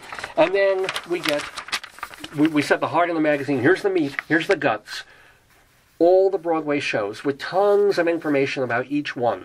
The producers, the theater that it's in, what the dates are, and then all the folks, the creative people involved, how to contact them as well, the synopsis, notes about the show. You don't get this kind of information about every single show on, off, and off Broadway anywhere else but in Performing Arts Insider. How do you get this amazing magazine? It's simple. You go to performingartsinsider.com and you subscribe. You can get it either 12 times a year or 21 times a year if you want the full season. If you're unconvinced or you're still not sure if it's for you because it's kind of expensive, you can send away and buy one copy of the most recent issue. It's about 15 or 16 bucks, and the information on how to do that is there. If you happen to be in Manhattan, you can buy this on the stands at Drama Bookshop and Theater Circle in Midtown, or just go to performingartsinsider.com for all the information. It is and remains the Bible of Broadway. Well, we're going inside Broadway for more news of the Rialto here on Dave's Gone By, and one more piece of happy Broadway news this week. She's got it. By God, I think she's got it. Here, this was the thing. It was kind of almost a long-standing running joke, a true joke, on Broadway, that Laura Benanti really, really wanted to play Eliza Doolittle in a big production of My Fair Lady. So she was hoping that when they brought a major revival of the show to Broadway this season, that she would get to play Eliza.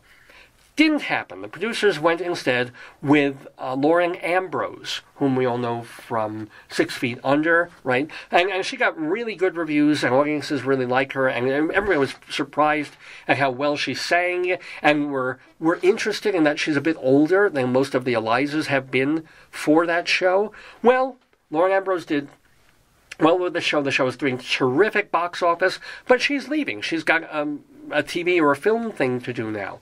So, when Lauren Ambrose goes, in the middle of October, taking over for her as Eliza Doolittle will be Laura Benanti. She gets her shot. She gets to do Eliza. She tweeted after it was official news. Benanti said, "This is my lifelong dream, and it's happening." And boy, if you've ever seen Laura Benanti on stage, she's beautiful. She can sing like a dream. And whether she might be, I mean, she's in her mid to late 30s now, I believe. So she is also older than we're accustomed to seeing our Elizas. We'll see if we grow accustomed to Laura Benanti's face at Lincoln Center's Theater Revival of My Fair Lady at the Vivian Beaumont Theater uptown. Well, speaking of classic musicals, one of them is closing on Broadway tomorrow.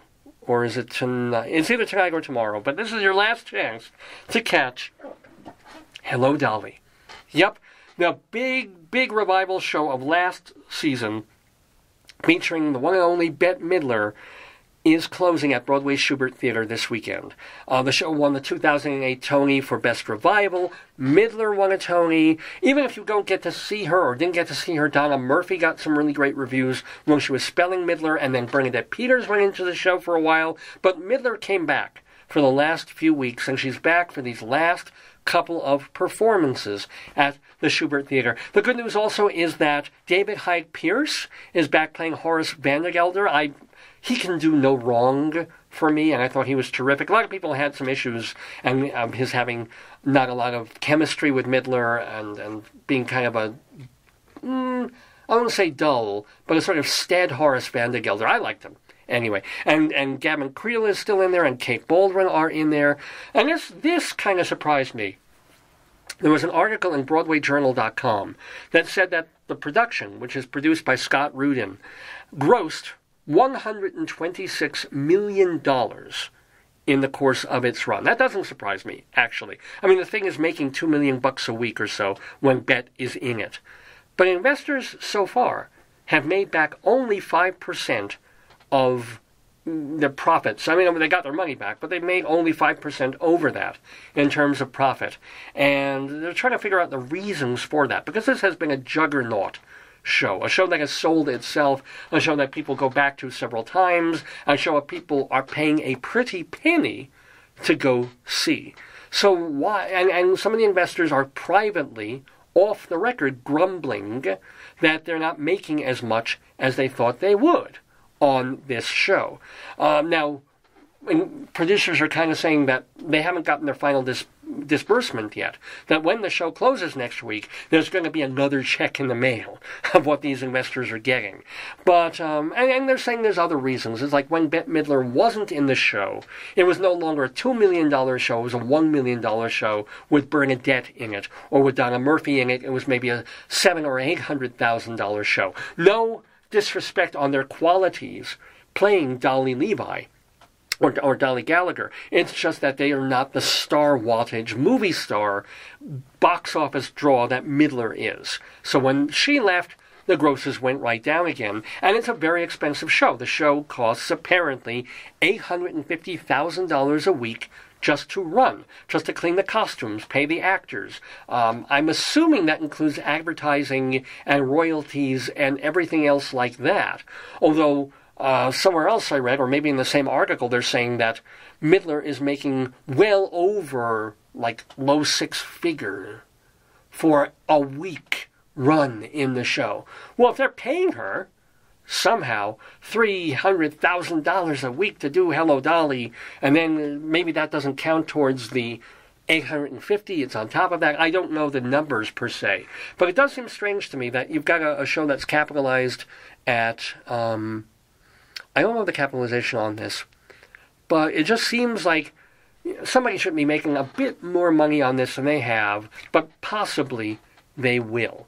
Okay, now, got to do a bunch of farewells on Inside Broadway. Farewells to people who have contributed to Broadway and the American theater, and we lost several people this week. It was just a rough week. We'll start with Tony-winning director Vivian Matalon, who was born back in 1929. She died this week. She was a theater director both in London and on Broadway. In 1967, she staged the Alec McCowan vehicle After the Rain.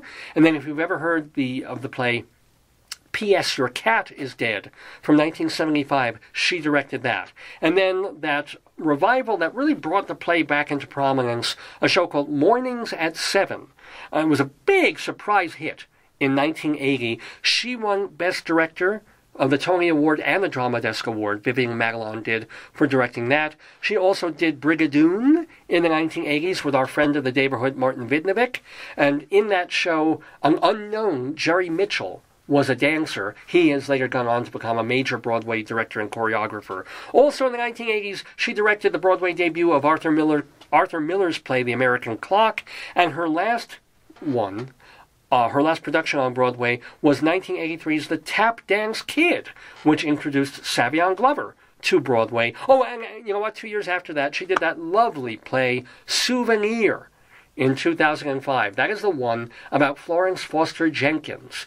You know, if you saw the Meryl Streep movie, the one about the singer who thinks that she sings very well, but nobody else does, and yet she is rich, so she cushions herself with people around her who enable her to sing opera for the crowd, and she becomes a cult figure. The movie was okay, the play's really nice, and Vivian Matalon directed Souvenir on Broadway, my gosh, about 18 years ago. So farewell to Tony-winning director Vivian Matalon, who passed away this week. In the acting circle, we lost a couple of pretty major folks. Barbara Harris, Tony-winning actress, she died on Tuesday at the age of 83 after battling lung cancer. She started acting in Chicago alongside people like Ed Asner, our friend, and Elaine May and Mike Nichols. She married Paul Sills, and Sills was very important in the sketch comedy and improv development in this country and in Chicago. So she and he were part of the Compass Players. That fell to pieces, but out of it sprang Chicago Second City. That reached Broadway back in 1961 and gave her a 1962 Featured Actress Tony Award just for appearing in Second City on Broadway. And then in 1965, she was Tony nominated. She was the original actress in On a Clear Day, You Can See Forever. Now, everybody thinks of that show with Barbra Streisand. That was the movie. On Broadway, it was Barbara Harris. In fact, the show was written for her by Alan J. Lerner and Burton Lane. And then, no slouches either, Jerry Bach and Sheldon Harnick. You know them. They wrote a little show called Fiddler on the Roof, and Sheldon Harnick, I'm proud to say, is a friend of the neighborhood as well. Well, they wrote a show in 1966 called The Apple Tree, and Barbara Harris was in that. As a matter of fact, our friend Jules Pfeiffer wrote one of the one-act scripts for that show as well. But Harris was an interesting, kooky kind of character, and sadly she left the stage in 1970. Her last theater vehicle was Mahagoni the Kurt Weill piece that she did off-Broadway in 1970. So now we start to think of her in terms of the movies she did. She was the social worker in 1,000 Clowns, opposite Jason Robards. She was also in the Neil Simon film Plaza Suite. She was an Oscar nominee for the kind of forgotten film Who is Harry Kellerman and Why is he saying all these terrible things about me? She had a featured role in Robert Altman's Nashville. She was in the last Alfred Hitchcock movie called Family Plot. As a matter of fact, she is the last frame, the last visual face that you see in any Hitchcock film, and that was in Family Plot. It was Barbara Harris. And of course, she and Jodie Foster in Freaky Friday. She was in movie, and in the Alan Alda film, The Seduction of Joe Tynan. She was in Peggy Sue Got Married, playing Kathleen Turner's mom. She was in the hilarious Frank Oz film, Dirty Rotten Scoundrels. She taught for a while, and then she just moved to Arizona. She retired there and lived quietly. So, you know, the way a lot of people talk about Aretha Franklin in the music business, this is the way sort of theater people feel about Barbara Harris. And so many of her colleagues felt that she could have been a huge Broadway star. She could have been a diva on the order of a Bernadette, or on the order of an Ethel or a Mary Martin or people like that. But she stepped away from it. She would not want to do interviews too much. She would sometimes almost go around New York like a bag lady without wanting to be recognized. She had her issues, but she was Barbara Harris, and we certainly say farewell to her in the neighborhood. As a matter of fact, when we end this segment, we'll play a little bit of Barbara Harris on Broadway. But alas, unfortunately, we have to say goodbye to two other people in the theater this week. Gotta say farewell to Craig Zadan, the Broadway producer and co-founder of Storyline Entertainment with his business partner Neil Meron. A Hofstra graduate, Craig Zadan produced a Broadway tribute to Stephen Sondheim back in 1973, and then in 1974 he wrote Sondheim and Company, which is still one of the go-to books about Stephen Sondheim and his work. Now, Zadan and Meron, they first teamed up working for Joseph Papp at the Public Theater off-Broadway, and then they moved to Hollywood. They went west, started working for Peter Guber. Not a bad move, because in 1984, Zadan helped produce a little film called Footloose that surprised the hell out of everybody, and that led, eventually, a few years later, to the movie musicals. Zadan and Meron, these are the guys who did the movie version of Chicago and Hairspray. They also did some biopics about Lucille Ball and Martin and Lewis. On Broadway, Zadan had some money producing in Peter Allen's 1979 review called Up in One, and he also had money in revivals of Promises, Promises, and the 2012 revival of How to Succeed in Business Without Really Trying. Storyline Productions by Zadan and Meron, they produced the Oscar telecasts from 2013 to 16. They also did the TV Gypsy with the aforementioned Bette Midler and Whitney Houston's Cinderella. So, I mean, these were the guys, when we talk now about the resurgence, the revival of Broadway musicals on TV, done live most of the time. That's Zadan and Meron making that happen. Okay, they started the trend with 2013's The Sound of Music Live. And most recently, they got tremendous acclaim for doing Jesus Christ Superstar this year. So, yeah, Craig Zadan, 69 years old. He died, and he died Monday from complications of shoulder surgery. Not cancer, not other thing, shoulder surgery complications on a 69-year-old man. How does that happen? Maybe he was in that hospital with a farting guy. I wonder. But anyway, farewell to him. He leaves his partner Elwood Hopkins, and boy, oh boy, a sad loss for Broadway all over America and the country, because, yeah, he did a couple of Broadway shows, but the idea of making Broadway big again, what is it, MABA? Make American Broadway Again? And bringing it to TV, And people actually tuning in and wanting to watch, not just, with all due respect to PBS, a PBS Great Performances special that's for a certain segment of creative, weird, lefty, eccentric people like me. No, this is like, hey, let's watch a Sound of Music together as a family. Let's go, oh, it's Easter, let's watch Jesus Christ Superstar. Whoa, they're doing Hairspray. I like that movie with John Travolta. Let's see what it's like as a play. Doing this for millions of Americans. Go to heaven, Craig Zaden. Really, just have a wonderful time in heaven, and thank you so much for what you have done. But there's still one more person that we have to say farewell to on Inside Broadway here on Dave's Gone By. It's Brian Murray, 80 years old. He passed away this week. Born in Johannesburg, South Africa in 1937. He died on Tuesday. The son of a professional golfer. Isn't that interesting? And he made his Broadway debut back in 1965 in a play called All in Good Time. He was the original Rosencrantz in Tom Stoppard's Rosencrantz and Guildenstern Are Dead. He was in the original Noises Off. Plus, he got known later on for his roles in revivals of such classics as The Rivals, and he was in Mary Stuart in 2009. He was a Tony nominee for Rosencrantz and Guildenstern and The Crucible and The Little Foxes. He did not just Broadway. He was a New York actor. He did tons of off-Broadway stuff. He did some lesser-known, often not very good Edward Albee plays, but he was the reason to watch them. He did plays like Irish Rep. He did Gaslight and Da. He was a 3-time Obie winner. That's the Village Voice off and off-Broadway awards. 2-time Drama Desk winner. He was inducted, this is great, he was inducted into the Theater Hall of Fame back in 2004. It's the thing about Brian Murray, why he affects me more than Barbara Harris, is Harris stopped doing theater in 1970.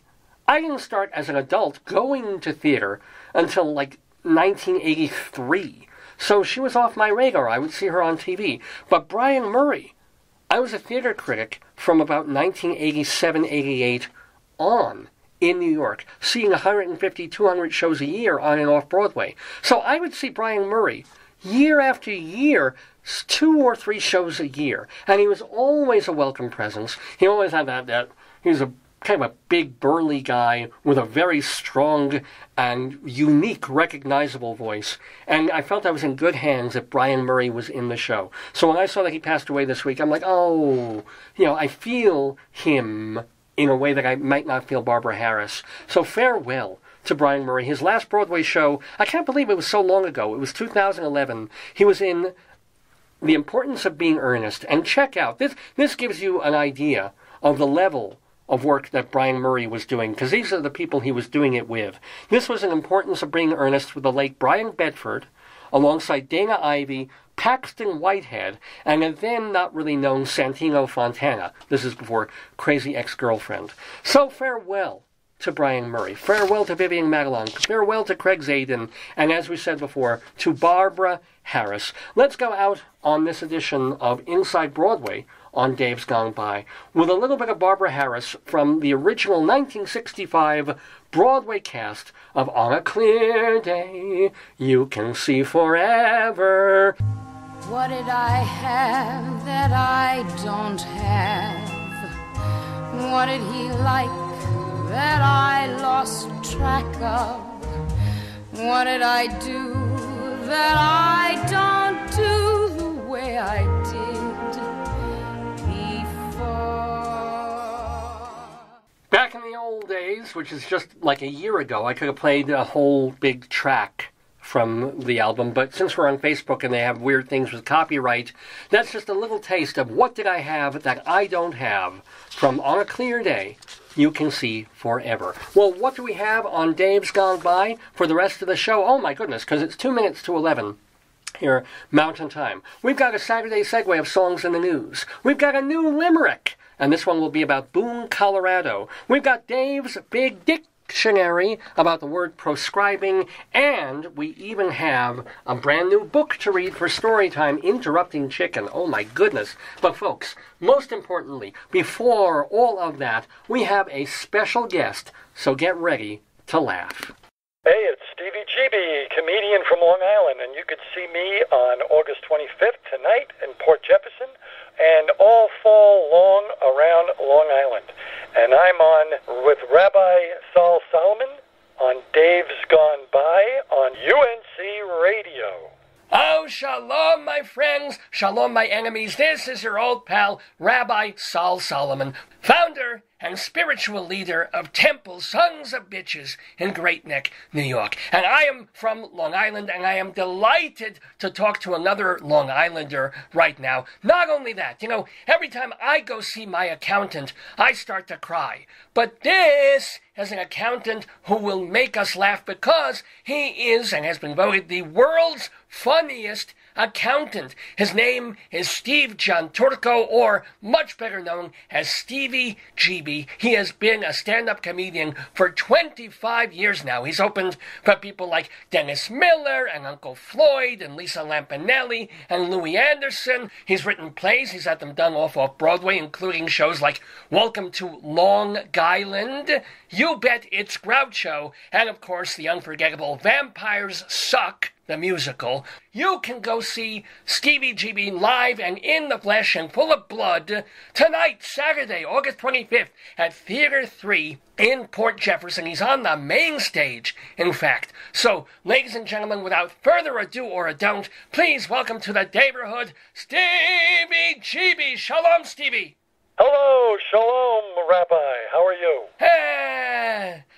Usual aches and pains, the prostate, the back, the sinuses. What about you? You're getting up there a little bit. How are you feeling? Yeah, I just hit that magical number of 60, so I know I know your pain. I feel it. Oh, the big 6-0. One step away from death.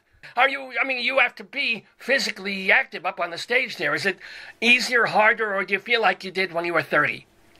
I feel like I did when I was 29. Oh, there you go. I do. I feel good. It doesn't bother me. Only in the morning. The only time I can't pee is when I have to. I know what you're talking about. But are you still a certified public accountant? Well, yes. Technically, I only work part-time now. I'm semi-retired. But I've pretty much embezzled enough money now to be able to get out of the accounting business. Very nice. Yeah, thank you. And this is why you're not my accountant, but yes, sorry.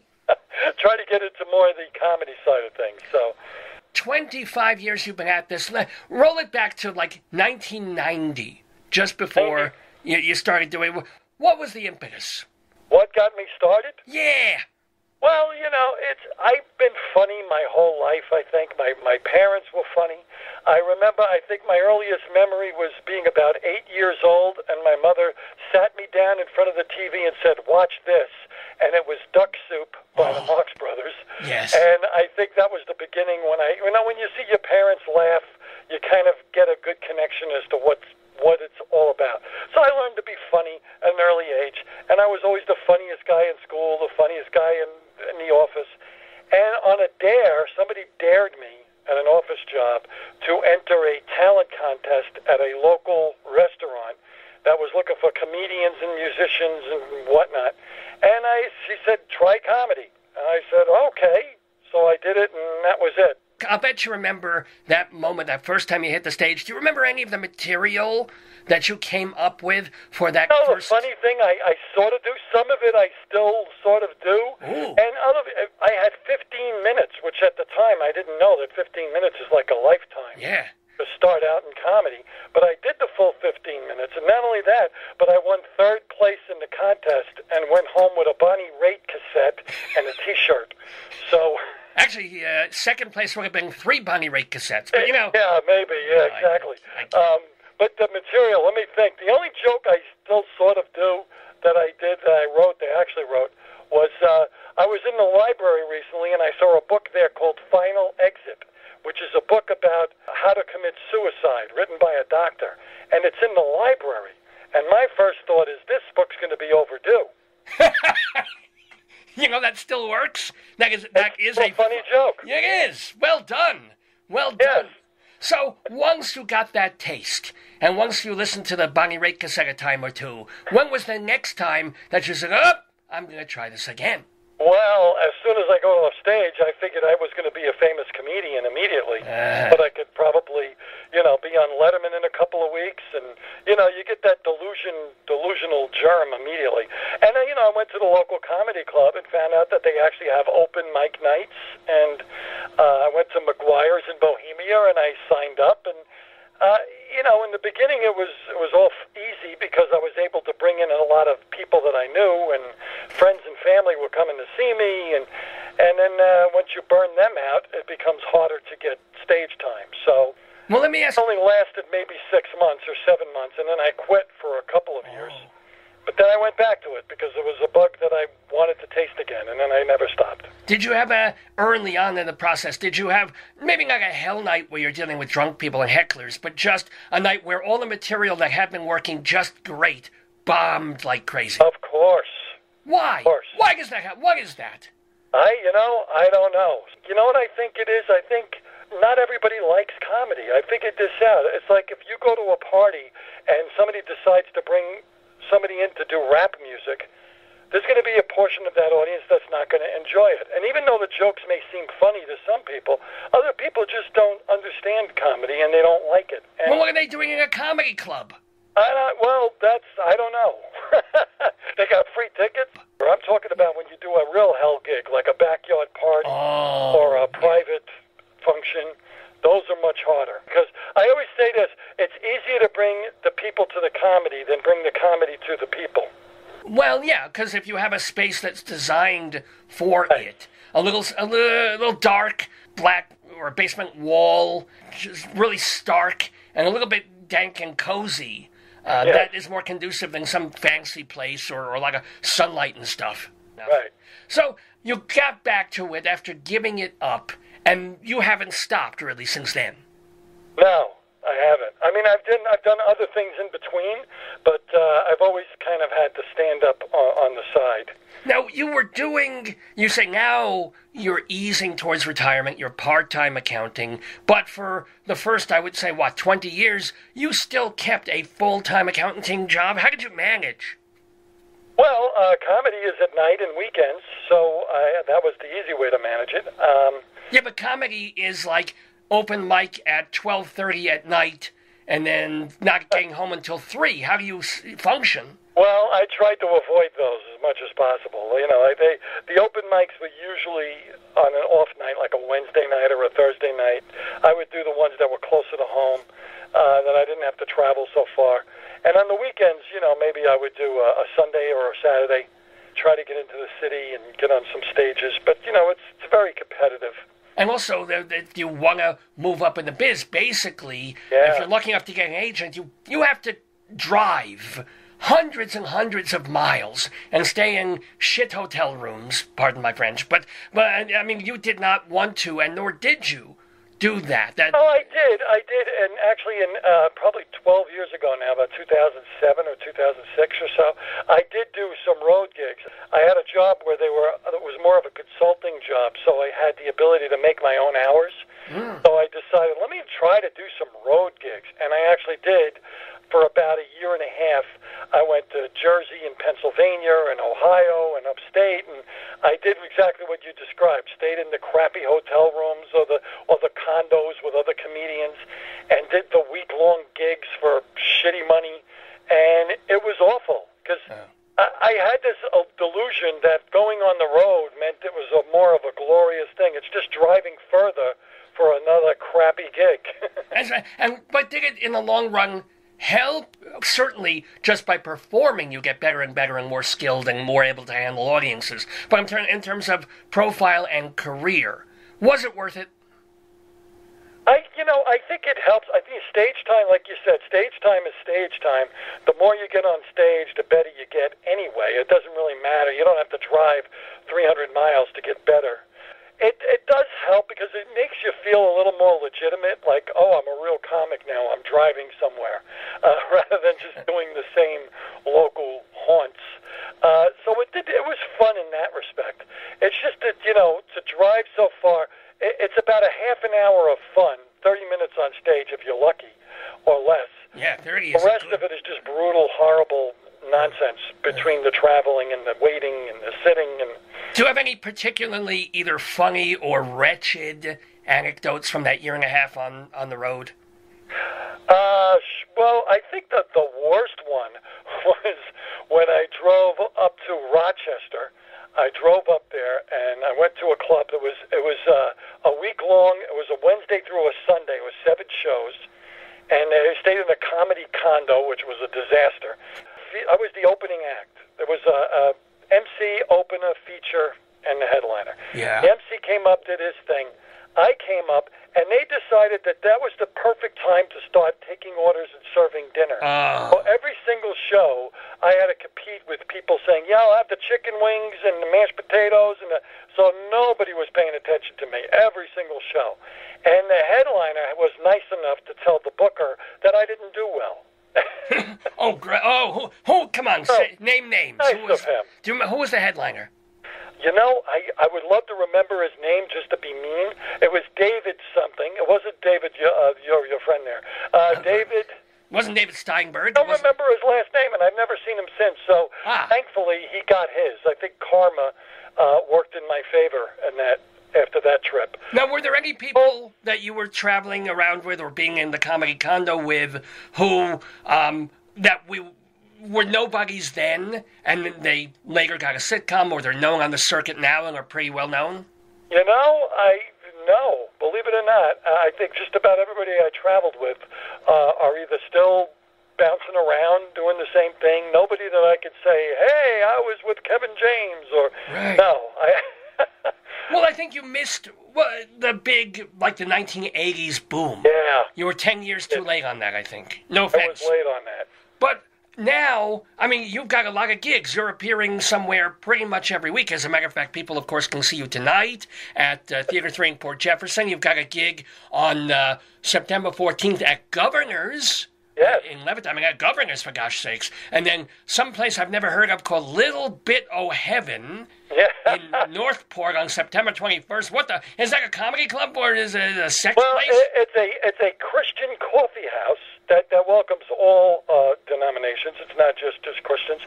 And it's really nice. She has a nice stage there, and she has bands, and she has squeaky clean comedy night. Oh, wait a minute. I'm going to stop you right there. Because this is the one thing I almost did not want to talk to you. I have to say this. I almost scorched this whole interview because there's a clip of you on YouTube that is quite amusing. It's you doing your stand-up comedy. But you're standing on like a lectern, a dais, in front of a Jewish star. Right. And it's on a fucking cross. I know. What is that? That's Samantha's little bit of heaven because she's Jewish. But she has this place, and she's trying to welcome everybody. But some people are a little turned off by that. That's a fucked up logo, right? Because I'm thinking, oh my God, you're at a Jews for Jesus temple. Yeah, it feels that way. But it's not. But it's not. It's just multi-denominational. Right. Maybe if they could tell her she should put like a crescent moon and a star thing on there. So if you include the Muslims, everybody will get it. It's like, oh, it's for everybody. Yeah. Right now, it looks like Jews for Jesus, whom I despise and want to kill. But anyway. Yeah. Now the funny thing is, you have your inflection, you have a Larry David sort of a voice. Oh. You get that a lot. People just heard you. Pretty good. There you go. People would think you were Jewish. But you're Gianturco. Oh, it's true. I am not. I'm actually half Greek, half Italian. I look Jewish. I always say my mother was very close with Saul Greenberg, CPA, so I'm starting to wonder. and you're an accountant. I don't know how you wound up. I'm an accountant. Yeah. I grew up in Brooklyn. Well, the thing is, I grew up in Brooklyn, and all of I was Greek Orthodox, so I didn't go to Catholic school. So all the kids in my neighborhood who were Catholic went to Catholic school. I went to public school with all the Jewish kids. So my friends were like Norman Weissman and Perry Rosen and Morris Griezmann. These are real names. So I think I must have inherited, plus I said before, watching the Marx Brothers, and I grew up with Jewish comedy. I mean, as well you should have. And I'm sorry I cut you off because it sounded really... Do that pretty good thing that Larry David does. Pretty good. You do. Are you ever asked to mimic him or do stuff like that? Well, it's funny on stage. Like I do a joke that I do a Bernie Sanders impersonation. Bernie Sanders sounds like Larry David, so I do like we're in this together, and then I say, well, it's more like Larry David imitating Bernie Sanders imitating Larry David, and then people catch on that, oh yeah, he sounds like Larry David. But I hear that a lot. Now, I don't know why. This is my natural voice. I guess that's his natural voice, but we do. A funny thing is, one day I was watching Curb Your Enthusiasm, and my wife was upstairs, and she yelled downstairs, "Who are you talking to?" Wow. Me on the phone, and it was Larry. Excellent. I said Richard Lewis. So Ted Danson is on the phone for you, yeah. Ted Danson. We're talking with Stevie GB. Now, Stevie, you do play, as we said, you're going to be at this place, A Little Bit of Heaven in Northport on September 21st, which does squeaky clean comedy. Are you always squeaky clean, or just for that venue? Well, it depends. What I do is I like to advertise myself as a clean comedian because it gets me more gigs, corporate gigs. They're always very nervous to hire comedians because they think someone's going to get insulted, someone's going to call a lawyer, so they want to make sure, are you clean? So I can be dirt. I write clean, and if I have to, I throw in an F-bomb and I throw in something that spices it up a little bit. But I would say 90% of the time I could be clean. Okay. I would say maybe 20% of the time I'm clean. The rest of the time I'm... and I'm just talking about showering. But anywho... Oh. So let's talk about some of the people that you have opened for. Yeah. As opposed to people who have opened for Bill Cosby. That's a very different thing. But let's talk about, let's say, Dennis Miller. You opened for him at one point. Where was that? That was at the Paramount in Huntington, which is a beautiful venue. It holds about, I'd say, 1,500 people, and it's mostly a concert hall, but they do have a comedy series where they bring in pretty big headliners. Yeah. Dennis Miller, for example. And I'm fortunate enough, the Long Island Comedy Festival, which is Paul Anthony, which is the guy I work for at Theater 3, he books those shows. He also books the comedy series at the Paramount. So he'll call me and say, hey, are you available? And usually, again, I get those kind of gigs because they're looking for a clean comedian. Dennis Miller's going to be there. He wants somebody clean to open up for him. And unfortunately for me, it's a short list. He only has like 5 or 6 clean comics. So I get those kind of gigs. I just work out and I get them. It sounded like you said unfortunately for you, but fortunately for you. I said fortunately. Yeah. I said unfortunately, and then I said, really unfortunately for the other comedians, fortunately for me. Well, when you open for some of these bigger names that we mentioned before, do you get to meet them, or literally they're doing... Oh, so what was Dennis Miller like? Oh, everybody that I've opened for has been nice. They're all nice people. They're not going to act like, morons in front of me. They take a picture, they say, hello, how are you? I don't get to go out to dinner with them. I don't really talk a lot. Usually they're surrounded by other people, like people who come to see them are friends of theirs, and they come backstage and they talk to them. So I try to remain professional because I know I'm the opening guy. I'm not... Well, no, it's incumbent on you to be nice and professional, but sometimes, you get the jerks. But it's nice to know that, at least to this point in your experience, the bigger names that you've opened for were very cool. Every single one of them. I have not had an issue with any of them. That's why. Now, who is the funniest comedian you've ever seen? Well, I'm a big fan of Bobby Collins. You opened for him? 8 times. Whoa. And a funny story, you know Bobby? Not personally, but I know him as a comedian, yeah. You know him Bobby personally. Is like the comedian's comedian. He hasn't reached the level that he should have, and I don't understand why, because he's been around at least 35 years. But the thing I love about him is he's just a great guy off stage, and he's so funny on stage. He really, truly makes me laugh. I mean, I think he's terrific. I liked everybody. I mean, Bobcat Goldthwait was very fun. I enjoyed his set. Yeah. I mean, he's still doing, you say was, he's still alive, he's still doing stand-up as well as directing. I mean, he's still out there. Yeah, well, he doesn't do a lot of stand-up. He did one little short tour, and then he's one of these guys that comes around and then he disappears for a few years. Yeah. Well, he's got better things to do. He's making music videos and movies. And he was an odd person. He was exactly what you'd expect him to be, but he was very cool, and I thought his set was really, really good. So wait, did you open for him? It sounds like you... Yes. Oh, I didn't see him on... Yeah. Oh, I didn't have him on the list? I should have. Or I forgot. I didn't list all the names. I was writing them in Hebrew, so it takes time. I don't know what Goldthwait is in Hebrew. It's probably Goldberg. Goldthwait, yeah, pretty much. But actually, when you see him being a normal person, it's not what you expect. Because people remember him as a wild man. And, of course, he's this deep-thinking, kind of goateed, normal person, obviously. Right. No, he was a very intelligent guy. I enjoyed. I spent more time with him than probably the other openers, the other closers. A lot of them, what happens is like if the show starts at 8, they tend to show up at 5 to 8. That's what I did notice. They don't really get there that early. They just kind of show up. So I don't really have a lot of time to BS around. But with Bobcat, he was there when I got there at 7, so it was nice, a good long hour or so to kind of hang out and chat with him. And did he give you any tips or any advice or any... Yeah, there's really nothing they could say that I haven't heard from everybody. It's the same thing. It's just keep writing, keep getting the stage time, and just keep doing it, and don't give up. It's the same old... Well, actually, what is your method? What is your are you struck with an idea and then you'll take 10 minutes and write it on a pad and then rehearse it and work it out? Or do you set aside writing time every day or every other day? What do you do? Oh, no. No, what? I tend to get creative surges. Like, all of a sudden, I'll have like a whole couple of days where just ideas pop into my head. And now, with the beauty of technology, I just write it in my phone.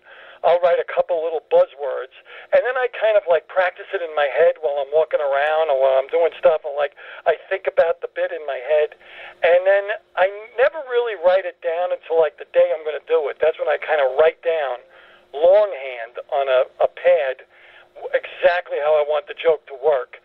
And by the time I actually get on stage to do it, it's already been like through the mill a bunch of times. No, and also let me ask, it's one thing when you're doing a 10 or a 20-minute gig, and you're doing a couple of jokes and setups and things, but when you're doing half an hour, 45 minutes, do you have a cheat sheet? Do you have notes? Because I always wonder about comedians who are up there for an hour or so and just fly and joke after joke and piece after piece without even a list, or maybe they've just got it hidden somewhere. Well, yeah, I've seen both of those things. I don't go on stage with a list because it'll throw off my timing and it'll be distracting and I'll feel compelled to keep looking at it. The way I write is in categories. Like, I only have like 5 or 6 categories that fit my whole set. So every time I write a new joke, I figure out what category does that fit in. So I'm kind of writing sideways. I'm not adding to the list. I'm adding to the category. So when I go up there, I know... married, 60, accountant, I know Long Island, know my topics, and I just add to that topic. So that's how I build from like 15 minutes to 30 minutes to 40 minutes. And if I'm hired to only do 15 minutes, I know I can still do the same topics. I'm just not doing the branches of that specific area. I'm just I'm editing the topic. So my set list is pretty much the same all the time. It's just longer when I have more time. No, I totally get that. And probably 25 years ago, you were doing more about being a Brooklyn kid moving to Long Island. Now it's more about middle age to aging to accounting. Right. I always try to stay present. One thing I don't like that a lot of comedians do in my age range is they love to talk about the old days. When I was a kid, and my father did this, and my mother was... it's like, it's starting to feel a little... overdone. They're all doing the same thing. I would rather go up there and talk about what's happening to me right now. I'm 60 and this is my wife. It's just me and my wife. My daughter moved to Florida. Now it's just me and my wife. It's the empty nest thing. It's what's happening to me right. Like, this is my life now. If I had to come up with a tagline, that's what I like. Because I want to talk about who cares what happened 40 years ago. We know about that. I want to talk about what's happening now. Well, what is happening in your life now? I mean, we know you do the stand-up, you do the still part-time work. You've been married for how many years? 36 years. Oh, double high, if you know what that means. 2 times 18, double chai. So, what is your secret? I love saying this because somebody said this to me once, and I was on stage, and I asked the guy in the audience, how long are you married? He said, 42 years. And I said, what's the secret to being married that long? And he said, the greatest line I ever heard. He said, it's still a secret. Oh, that's very good, actually. And now you can steal that. You know what the secret is? I'm going to tell you right now. Here's the thing. When you're first married, you argue about every little thing, right? You left the cap off the toothpaste. You forgot to lock the door. You fight back and forth. Eventually, your battles get less and less. Then you fight about the big stuff. Now we're at a point where we just watch TV. That's all we do. I know. Television. It's so true. There's no more food. We don't fight. What's the point? I'm not going to win any fights. I've lost every fight. I'm not going to win, so I don't start. It's true. And of course, the ultimate loss is that the wife, my dear wife Miriam Libby, when you're watching TV, she controls the remote. Hour after hour after hour. You just go in losing. You don't want to start a fight you're going to lose. Just go in and just assume that you're going to lose, so just don't start. But now, think about it. You've got your empty nest. You're cutting back on your hours. Is this another time where you might take a wider shot and do maybe West Coast or things like that? Or are you just comfortable staying in New York, Long Island, Jersey? Well, I struggle with that. It's funny you say that, because I do struggle with that. A part of me wants to live that dream of, just driving out west and getting any gig I can get and, get an RV and live in the RV and do the Jewel thing. Jewel, like, who lived in her car from Alaska or whatever. Well, she looks like Jewel. You do not look like Jewel, so she doesn't look like Jewel at all. Yeah. No, that's her big thing was I think she lived in her car for 2 weeks, but she milked that story for 20 years. Yeah. And can you yodel? Are you a yodeler? I'm not a yodeler, no. I'm more of a ding-dong. I'm more of a There you go. But a part of me wants to do that. Like, let's just throw caution to the wind. But, I don't know. Then a bigger part of me says, I'll just stay local. I'm getting the good gigs. I'm happy. I'm writing. See, that's the thing. I would rather stay here and just write a new show, just write and create another one-man show. I like to do one-man shows and just do it at my local places that know me, that people that will come and see me because they like me and they've seen me before, and now I got something new to talk about. Well, let me ask you this, because one of the guests on this program a couple of years ago was Frank Ferrante, who is best known for doing a one-man show about Groucho Marx. You have done your own. I assume you've seen his at some point. So how is your Groucho Marx show different or special? Well, it's funny, because I've been wrestling with the idea of doing a Groucho Marx, because I'm a huge fan, for years. And he had that play, A Life in Review, which was written by Groucho's son, Arthur. And I loved the play, and I watched Frank Ferrante do it. I didn't see him live, but I saw him do it, and I was like, if I dare say this, I was not that impressed with his performance. It felt too flashy. It was too Broadway, I think. And I said, I don't think he really got the real essence of Groucho. And then I thought, if he could do that, I could do that, and I think I could do it better. And I didn't mean to sound like egotistical about it, but I feel like I know the character. I kind of grew up with Groucho. I loved him for years. I said, I'm just going to try it. I think that my Groucho, is a little more personal than, it's not as flashy. It's not the, Well, it's not the animal crackers Captain Spaulding Groucho so much as the more reflective... Yeah, because actually A Life in Review is a really excellent story, because it's not all that. It's behind the scenes. It's his life. It's his marriage. It's his women, and it's really the kind of the things that he suffered through. So I played those parts of his life like Julius Marx, not Groucho the character. Whereas when I saw Ferrante do it, I felt like he was playing the character in every scene.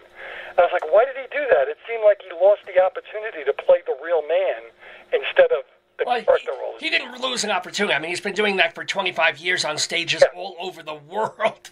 That's his whole life. I mean, he made a good choice. It may not be your choice. I'm not trying to put him down. Yeah. I just felt like it was strange to me that he did it that way. Well, but it worked, so who am I to judge? Do you manipulate your voice to play not so up Groucho? How do you sound? A little bit, yes, I do. And when I do the older Groucho, I do an older Groucho. So yes, I try to, yes. When I'm doing the character, I'm bigger. It's like, hooray for Captain Spaulding.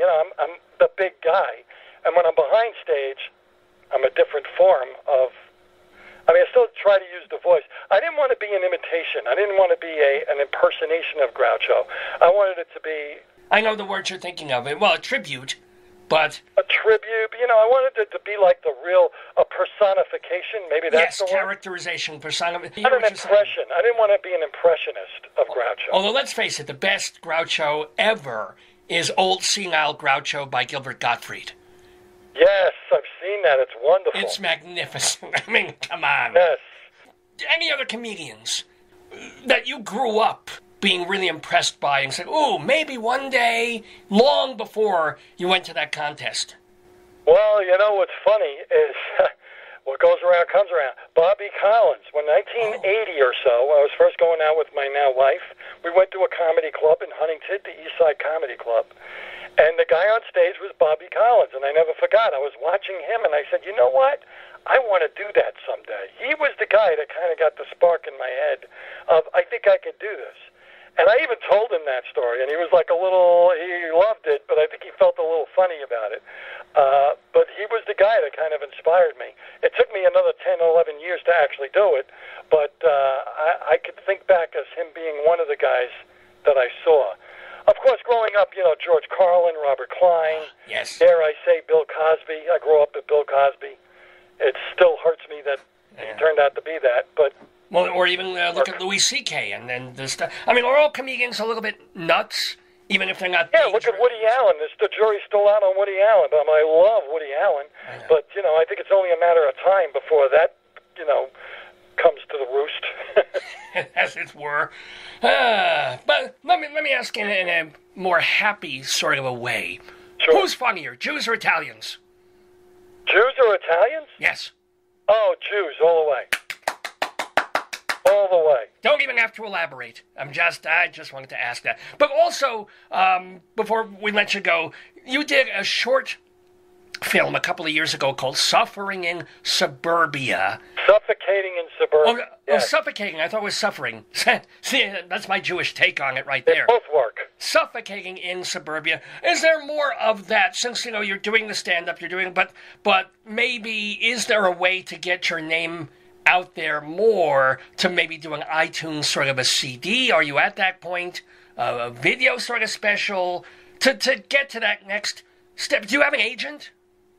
No, I don't. And it's very, here's the business. I shouldn't say that. I just signed on with a guy who just started up his agency. So maybe I have an agent. I don't know. He hasn't said anything for me yet. But the problem today is it's not like the old days where an agent came into a show, a comedy club, and say, hey, we can build this guy. They don't build comedians anymore. What they do is they say, oh, you got 80 million hits on YouTube? You need an agent. They want you to do all the work, and then they just step in. But are you at the point, though, where you can maybe start doing videos and more iTunes? Well, I do have videos. I've tried a number of times to do a live taping, and it never comes out the way I want it to. So I don't market it. And I probably could. I did have a couple of DVDs that I've sold. Oh, good. But nothing that I almost had a record company interested in me, and then he declined to do it. I don't know why. It's a struggle. I probably could try harder. I don't. But yeah, I struggle with that a lot. And also this whole idea of a lot of, we were talking before about the ones who go and get sitcoms. That's the thing Bobby Collins never had. When we talk about he hasn't made that. And the only reason he's a comedian's comedian as opposed to somebody who's on everybody's mind or tongue is that he didn't get the Seinfeld, the Kevin James, the sitcom. Certainly deserves it. I mean, look at, what I think it is? I think it's like music. Like top 40 music is not necessarily the best music. And a lot of the best music never breaks the top 40, Well, you've done, didn't you do a blog about music for a while? Oh, yeah. I talk music all the time because I'm a huge music fan. but just because it's popular doesn't mean it's the best. I mean, I like Sebastian Maniscalco, and he's extremely popular. He's probably going to be a billionaire. But I don't think his act is, like, ridiculously original. He's doing the same stuff that I've seen other Italian comics do. There's nothing... I've never heard of him. Any ground. I honestly, maybe I only follow the Jewish comedians, but Sebastian Maniscalco, this man, I have no idea who this is. Huge. He sells out like Radio City Music Hall for weeks. He's got DVDs. He's very big. He's a big act. Huh. Or like Seinfeld. I love Seinfeld. Love him. I'm a huge Seinfeld fan. He's in my top 5. Love the show. I think he's brilliant. But is he really, is he doing anything groundbreaking, or is he just telling clever jokes? But yet, look at him. He's a billionaire.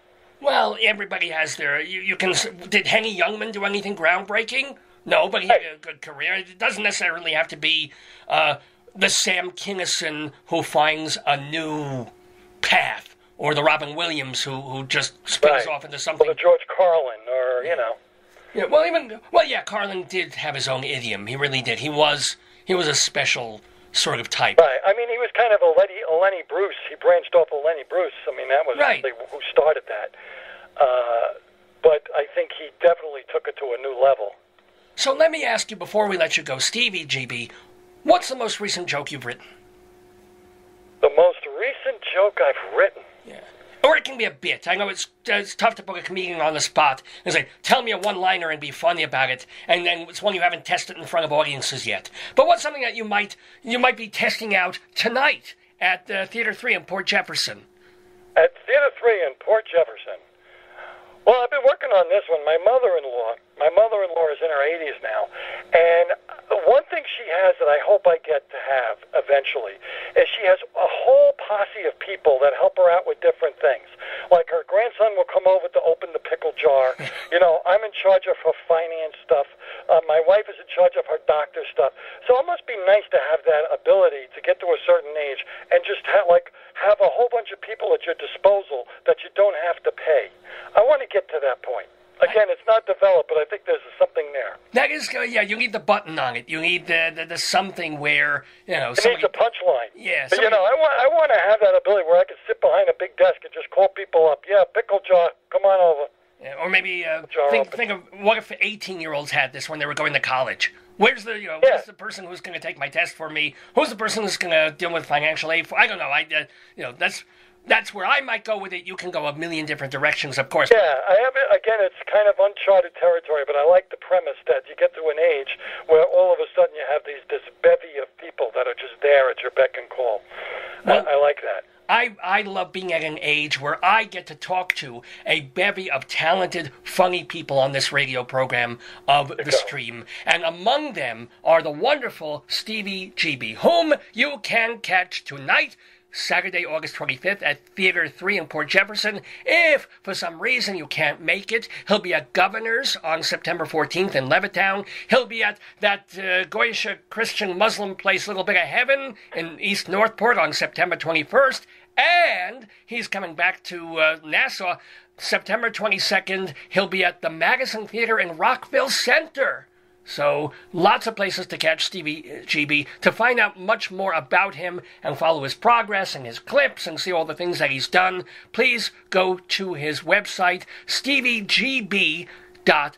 And it's Stevie, the letter G, the letter B, .com. And it's funny, it's a great way to remember your name. It is no offense, much more memorable than Steve Gianturco. But how did they dub you that? It's kind of a surprising story. Oh, the Stevie GB? Yeah. Well, back in the late 70s in my Dare You to Like Me stage, I was a big punk rock fan. I know, if you looked at me, you'd know it immediately. So I used to go to CBGB's in New York City, the famous club. And I went there so much that somebody coined the phrase, hey, look, there's Stevie GB going to CBGB's. And so it kind of stuck as a nickname. And when I decided to do comedy, I said, I need a nickname. And that's what I came up with. Well, it's a wonderful name, and you're a very funny man and a delight to talk to. So I wish you many, many more gigs for many, many more years, lots of laughs, and moving to the next level of comedy, Stevie GB, which you have done by appearing on this program. So I thank you so much, and shalom to you. Shalom to you, Rabbi.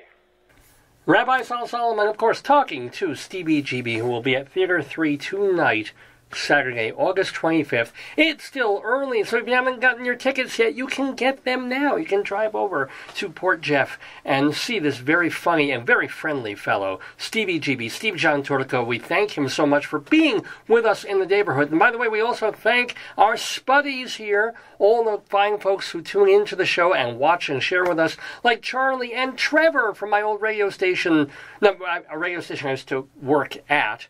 Horribly underpaid there, but yeah, where I used to be. I own it, unfortunately. And Sandy, our guest from last week. Welcome to Sandy. He was such a fun and terrific guest, and that's actually a great reminder for people that maybe some folks who have never heard this show before, this Facebookio program of the stream.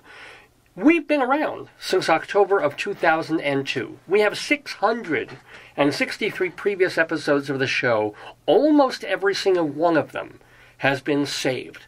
They're all available. I mean, we've been doing Facebook and this visual stuff only for a few months, but the radio shows that we have going back, they go all the way back to 2002. Some of them are an hour long or an hour and a half, and then the ones we've been doing for the past 8 years here in Colorado, those tend to be 3 or 4 hours long. So there's a ton of material, and lots of comedy bits, and a ton of music. We don't play nearly as much music as we used to because of copyright issues. But you go back to some of those old shows, and there's about an hour of the show is music I wanted to play and wanted folks to hear. So there's that, and then there's my monologues, and then there are all the bits that we do, and, of course, the amazing interviews that we get every week here on Dave's Gone By. So to hear them is pretty simple. Just go to davesgoneby.com, DAVESGONEBY, davesgoneby.com, and you go to the archive section, and there they all are, chronologically from our most recent show last week with Sandy Helberg, the actor, the guy who was in those Mel Brooks movies. He's that interview, if you missed it, live last week. It's there. Go ahead and listen to it anytime. As a matter of fact, the video from the broadcast that we did, the Facebook broadcast, is there at the site also. Plus, you can scroll down on our video page and find that too. But he's there. The show before that, 10 shows, 100 shows before that, they're all there. They're free to download or stream on your computer. You can put them on your iTunes, because they are MP3s. But please take advantage and enjoy all these archives of Dave's Gone By. So we thank him. As a matter of fact, we thank Sandy for being on the show last week. We thank Raymond for being on the program, and Frank and Kathleen. Oh, Kathleen tuned in. I was going to say she turned in, but I got thrown by her name there. And then Ethel. Welcome to Ethel. I think she may be new to the program, so lots of cool people turning in. We're thinking of calling you guys our spuddies.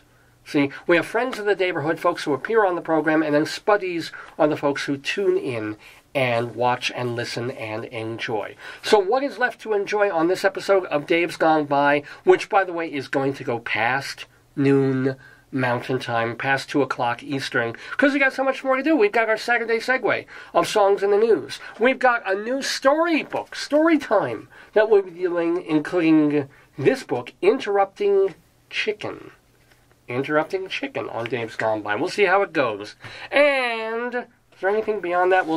We'll pay homage to friends of the neighborhood and Dave's Big Dictionary. So I've got something to talk about in terms of the word proscribing, or prescribed, that my wife found earlier when she was thumbing through the dictionary. All of that to come. But before that, let's get a little bit cultural again. I mean, I know we talked about Broadway before, but what about the other arts? The more golden and gossamer arts. For example, poetry. Every week on Dave's Gone By, we have a poem, short one. In fact, it's a 5-line poem called a limerick, and we've been doing them to honor all the different cities and towns in Colorado. So if you've been tuning in the past few weeks, you've heard me do a brand new limerick poem about places like Aurora or Arvada or Bennett, or I think last week was Bonanza. There's a Bonanza, Colorado. It's got like 16 people in it. So the place in Colorado for this week, for this Colorado Limerick of the Damned, will be a little town called Boone. You're the poetry man. A limerick is a comic verse of 5 lines, in which lines 1, 2, and 5 will end with words that rhyme.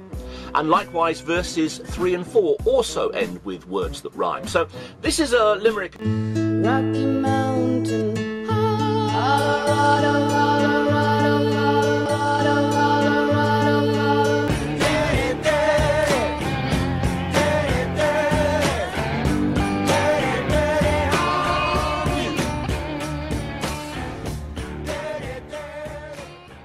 Colorado Limerick of the Damned. And it is the kind of thing where if you have young children around, you just take them out of the room. It takes all of 30 seconds, really. But, yeah, because they're limericks, the whole point of a limerick is to be shocking and disgusting and horrible and evil, which I can do no problem. That's my basic nature. So we're going to be doing that about a town called Boone today on Dave's Gone By. Let me tell you a little about Boone. It's a small town in Pueblo County that was actually founded during the Gold Rush years by the grandson of Daniel Boone. So there you go. It's about half a square mile big, and as of the year 2000, it had 323 people in it. So that was the last big census that was taken. So maybe they've jumped to about 400 people by now, or who knows, they lost their industry, which was walking around, and people just got bored walking around and they left. But Boone still exists, and therefore Boone is going to be the town of Colorado that we dishonor, perhaps, with our Colorado Limerick of the Damned. Are you all ready? I know you are. There was a young lady from Boone who kept Cheerios in her poon. When she wasn't fucking, she'd spend her time plucking the cereal out with a spoon. Thank you.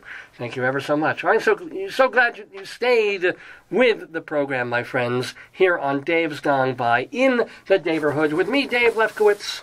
We're here every Saturday from 9 until noon or thereabouts. And, you know, for those of you who are going through withdrawals from another segment of this program, because half a year ago, out of nowhere, I rescued a book from the bin at an auto repair shop, place I was having my brakes done.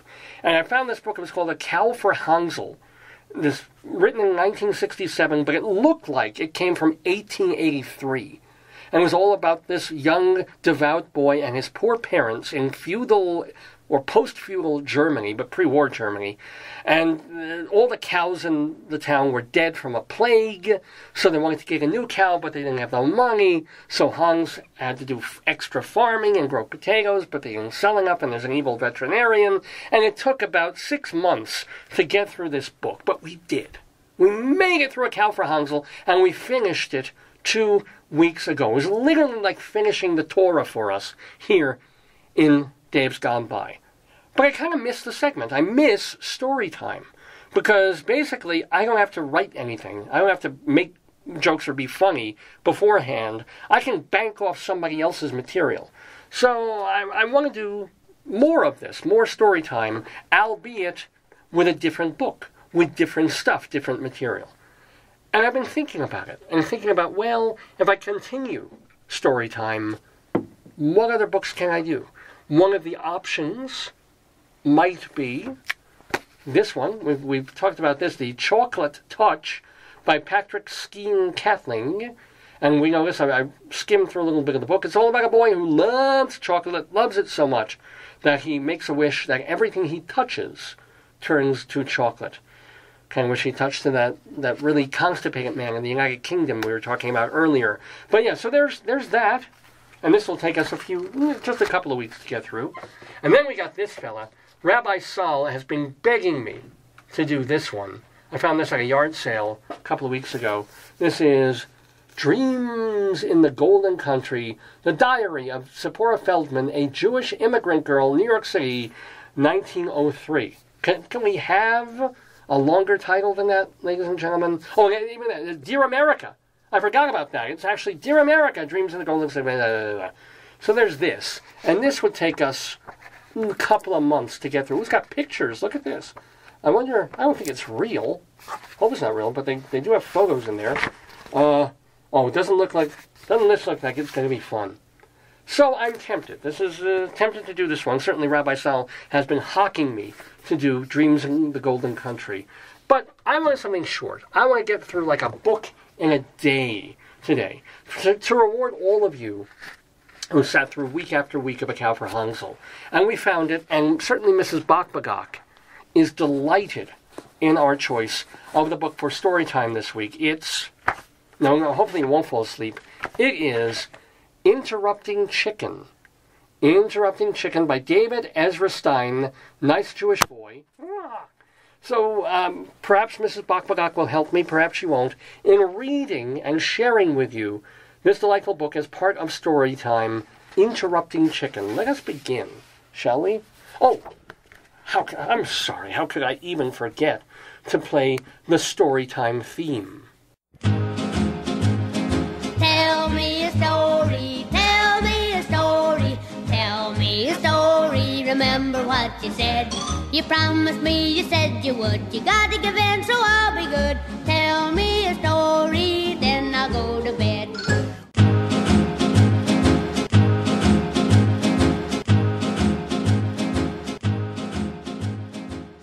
Oh, I will tell you a story. So you can bring the kids back into the room after that horrible, disgusting limerick. We can now get to the very important reading of Interrupting Chicken, and gather around your computers, gather around your telephones and your devices. Sandy and Raymond and Frank and Kathleen and Ethel and Dennis and Jay, one of our friends of the neighborhood, a well-known actor and director on and off Broadway. Jay has just tuned in just in time for Interrupting Chicken, which has... Ooh, look at this. Ooh, there's destruction already, ladies and gentlemen. There's a book there with broken pencils and shavings all around. Is that a bug? What the hell?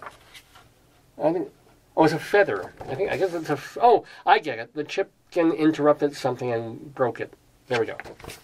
Oh, I can feel the tension mounting in the room. Pretty design. Check out the design of the book here. This is lovely. And my kind of colors, too. So we can see it's Interrupting Chicken by David Ezra Stein from Scholastic Books. If I go this way, and we'll give you this pretty picture right here. Isn't that nice?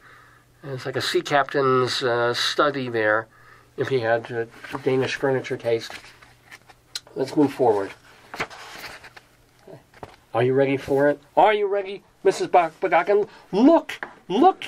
Just, you can almost not tell them apart. They're almost doppelgangers, or doppelcluckers, if you will. Here's Mrs. Bakbagak, and here is the lead character, the chicken, of Interrupting Chicken. Wow, huh? Exciting. Okay. It was bedtime for the little red chicken. Yeah, not exactly it was the best of times, it was the worst of times, but pretty good opening. Okay, my little chicken, said Papa. Are you all ready to go to sleep? Yes, Papa, but you forgot something.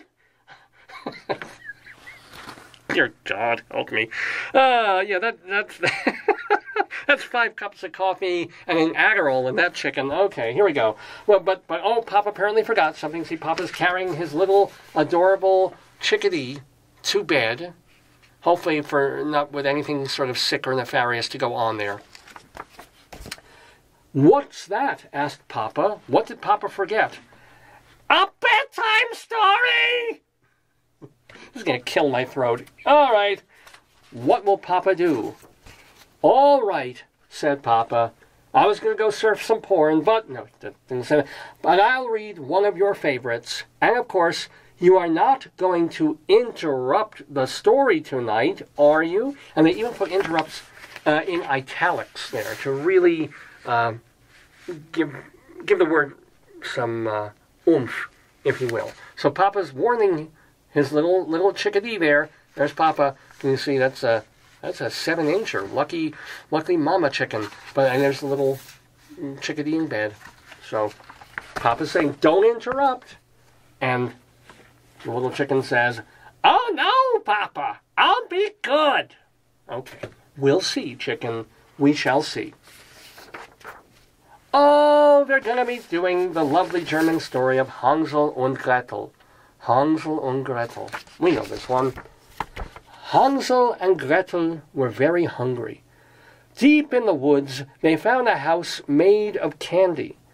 Nibble, nibble, nibble.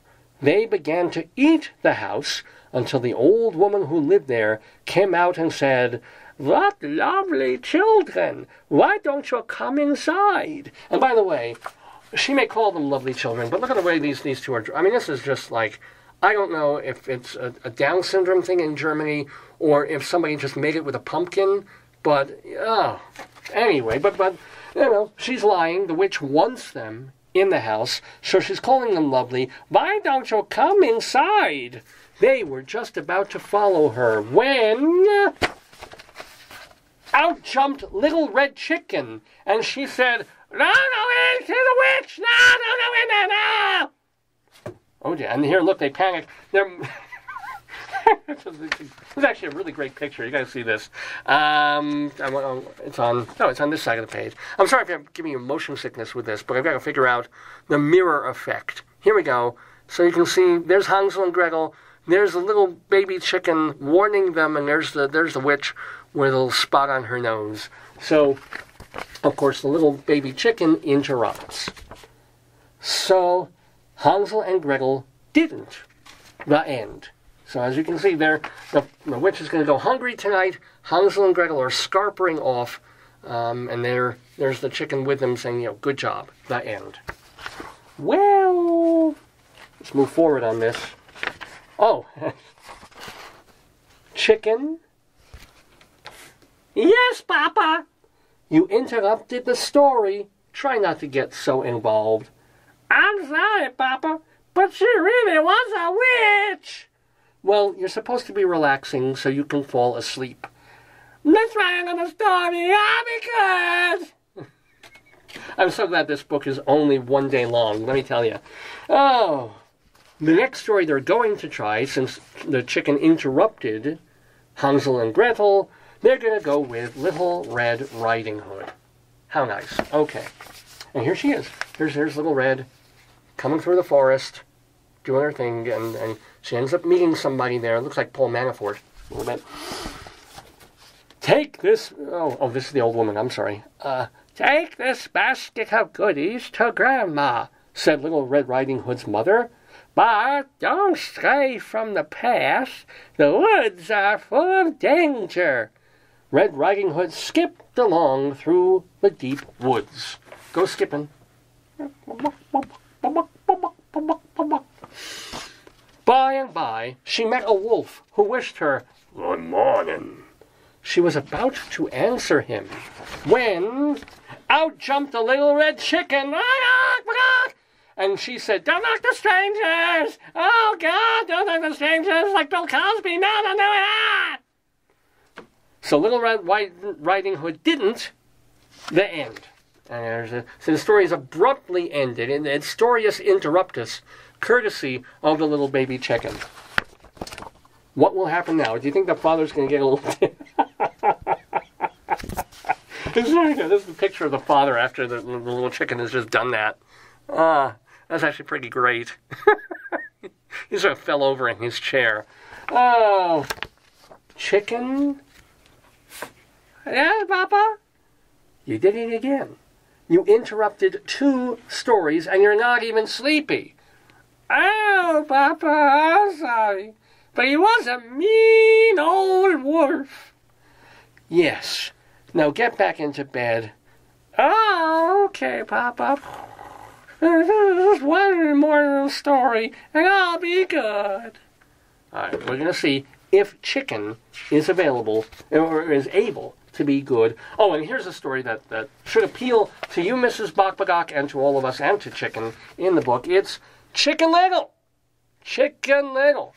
Let's see how the little chicken manages with this one. Chicken Little was hit on the head by an acorn. So she contacted a lawyer and started suing everyone involved. No. The sky is falling, she thought. She was about to run off and warn Goosey Lucy, Ducky Lucky, Henny Penny. Wasn't it Lucy Goosey? Huh. Here they have it as Goosey Lucy, Ducky Lucky, Henny Penny. It does scan with the rest of them. And everyone on the farm that the sky was falling. When out jumped a little red chicken. Yeah, you know where this is going. And she said, "Don't panic! It's just an acorn. Don't be an asshole." Okay. So Chicken Little didn't. The end. There it is. See, so warned everybody. Except, of course, in this case, there was no sky falling, so there's no actual danger. So it's kind of moot anyway. Let's see. Papa's like, oh, I can't take this anymore. Why didn't I wear protection 9 months ago, or however long it takes chickens to make the eggs? I just, why did I do it? I miss my beer nights. Chicken? Yes, Papa? You did it. Again. Oh, Papa, I couldn't let that little chicken get all upset over an acorn. Please read one more story. I promise I'll fall asleep. Please. But Chicken, said Papa, we're out of stories. Oh, no, Papa. No, I can't go to sleep without a story. No. Chicken is over-emoting a little bit.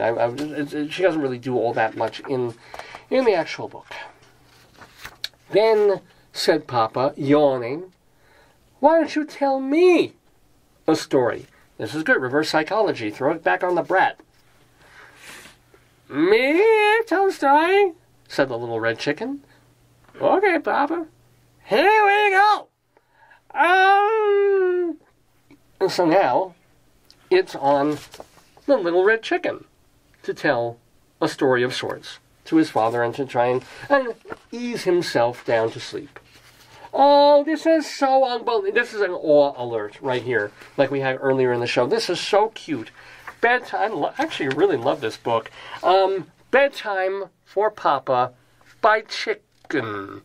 Kind of writes like George and Harold in the Captain Underpants books. But there you go. See, there's a rainbow and a star, and maybe the duck stepped on the rainbow and his foot is ouching, and that's a hurt star. There's a heart. There's a sunshine thing. What else is there? That's a what is this?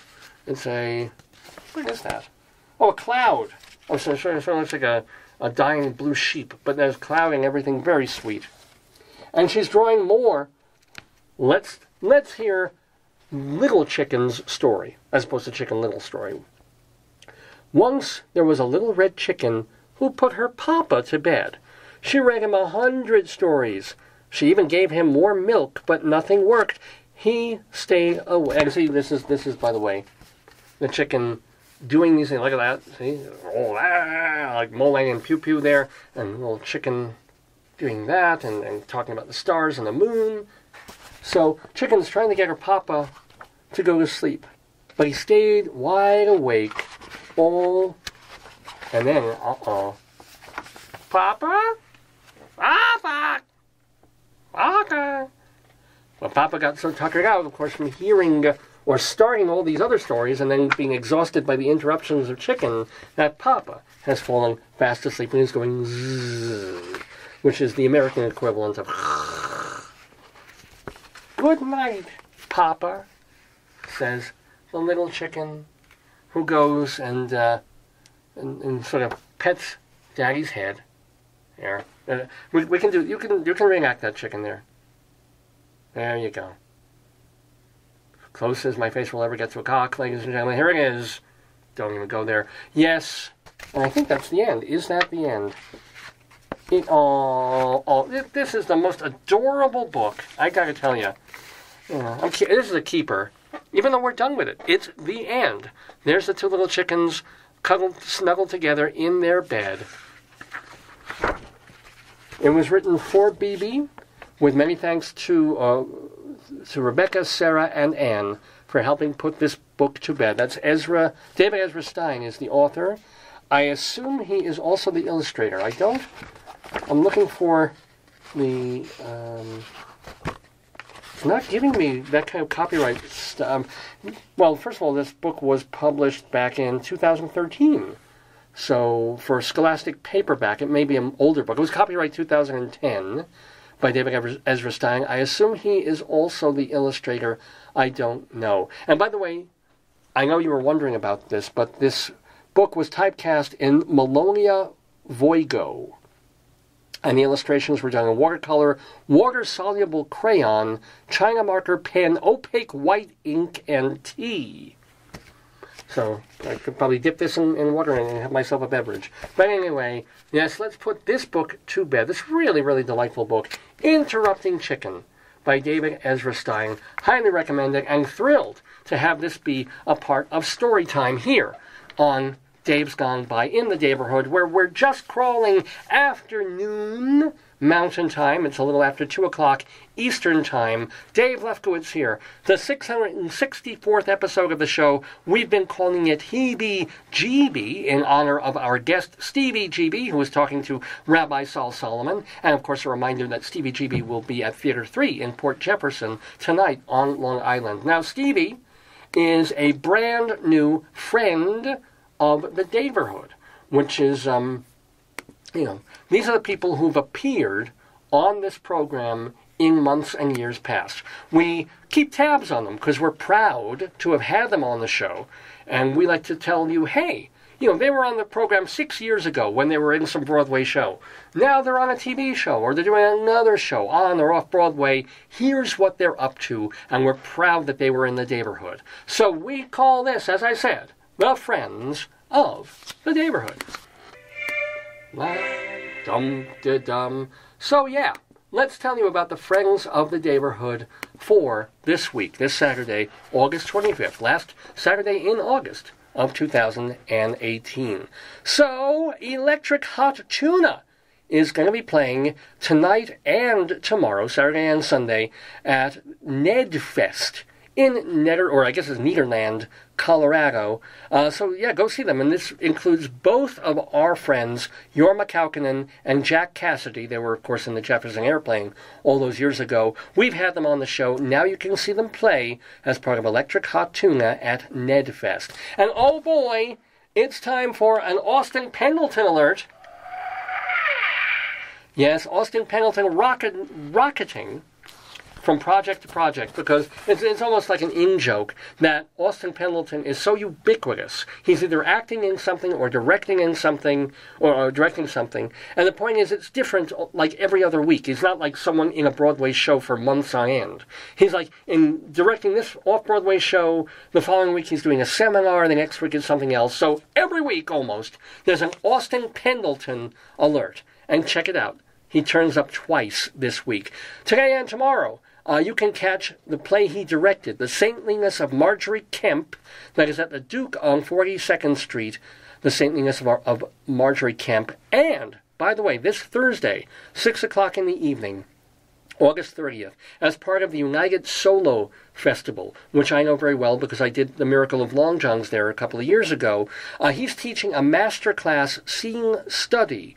For more information and tickets, go to unitedsolo.org. That is this Thursday night at 6. On this Tuesday, St. Martin's Press will be publishing the gotta work those jaws here.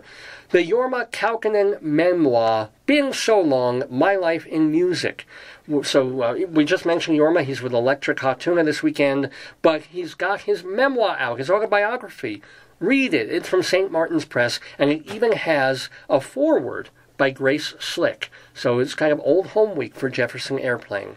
Playing now through the 1st of September, so you got another week to catch Hal Linden in Grumpy Old Men, with co-star Sally Struthers is actually in there. That is happening at Maine's Ogunquit Playhouse, Grumpy Old Men. And it's kind of cool, because late at night, if we're surfing channels, one of the nostalgia networks is showing old episodes of Barney Miller.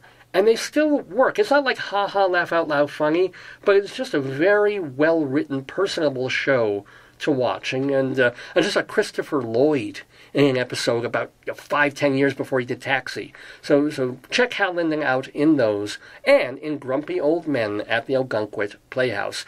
Through September 2nd, oh, actually, I've got to change that. I think it's been extended all the way through October.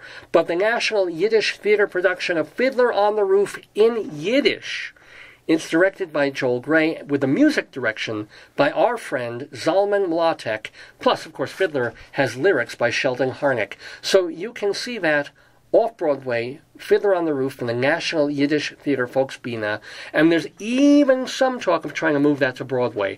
Not sure if that's going to happen, but there's certainly some talk in the air of that. And speaking of the characters of Fiddler on the Roof, Alan Lewis Rickman is still doing his one-man show, Tevye Served Raw. It's been extended at the Playroom on West 46th Street through early October. So these are stories about Tevye the Milkman that didn't make it into Fiddler on the Roof. Now through the end of October, the apparently very fun and delightful musical Desperate Measures is playing at the York Theater. That has music by our friend 2018 Drama Desk Award winner David Friedman.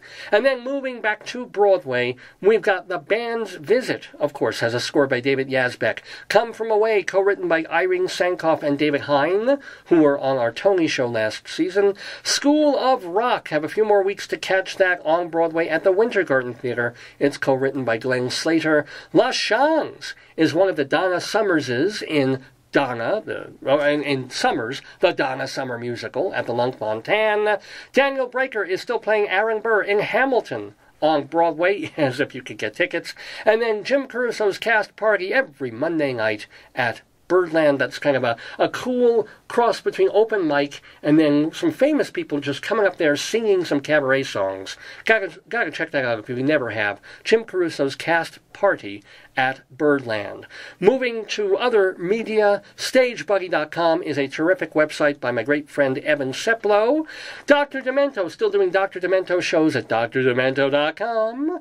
Our friends Leslie Hoban Blake and Charlie Gross co-host Two on the Aisle on Manhattan Cable. Eva Heinemann does her theater review show. It's called High Drama. Find out more about that on her Facebook page, H-I Drama. And who else? Bob Cudmore, talking about upstate New York history at bobcudmore.com. Willard Manis reviewing theater from Los Angeles. You can read him in TogleTheater.com. And finally, let's end with, well, we mentioned Mike Peters before. I hope, he's having an interesting morning because he's waiting for his great-granddaughter to be born. So knock wood, all best to Mike Peters. Read him still in the Greeley Tribune. He has his weekly column, The Gnarly Trombone, as well as still curating 100 Years Ago, which has become part of our Greeley Crimes and Old Times. So congratulations and thank you. And keep tabs on all our friends of the Daverhood. Okay, so we've thanked our friends.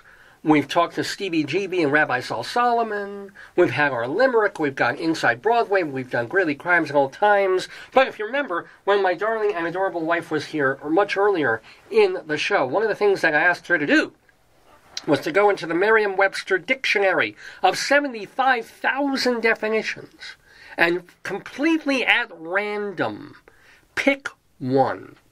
And that's exactly what she did. And that's exactly what we do on Dave's Big Dictionary. Extra, tell all about it. It's Dave's Big Dictionary.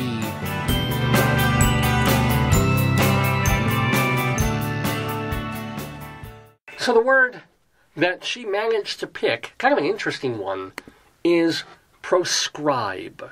Not prescribe like with medicine from the drugstore from a doctor, but proscribe, Proscribe,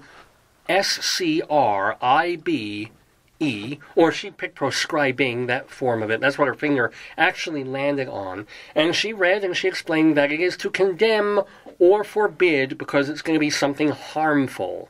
Okay? You're prescribed from doing that.